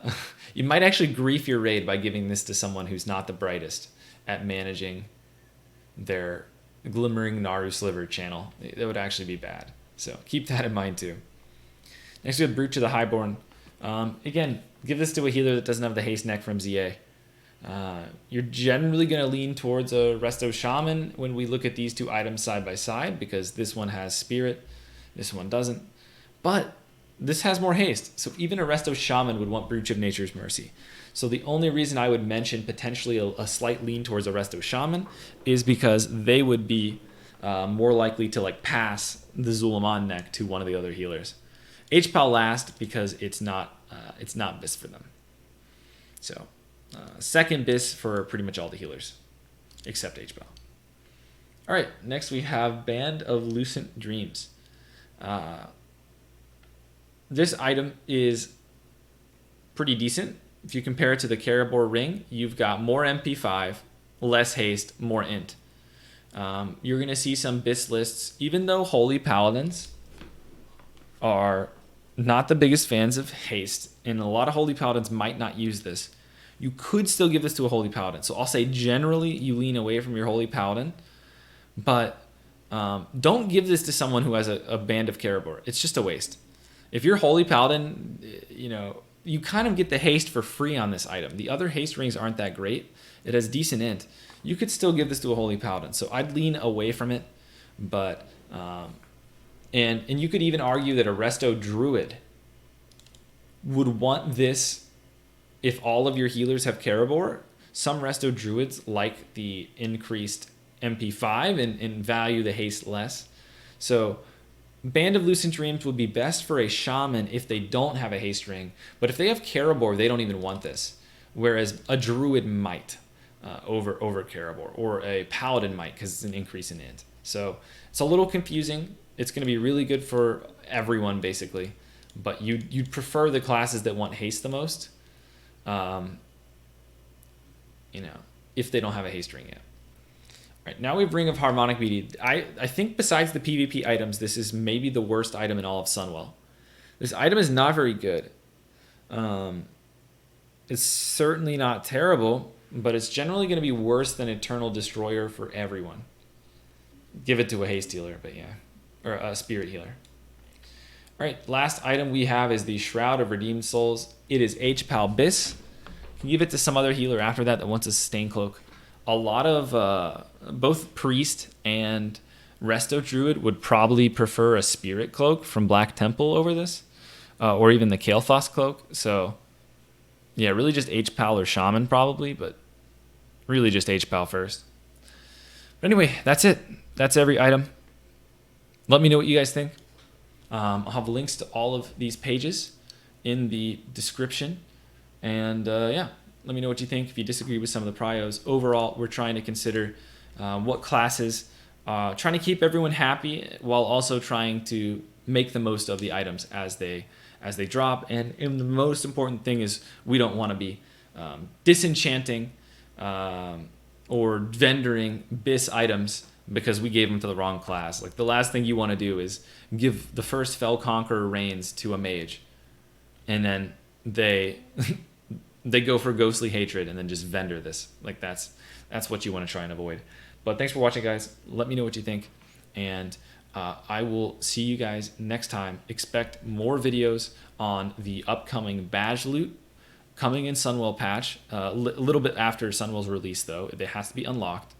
And also stay tuned for potentially some, I might do a video on the crafted gear as well. Who should get which crafted items first amongst the bind on pickup ones and the BOE ones. We'll see about that. But thanks for watching, guys, and see you next time.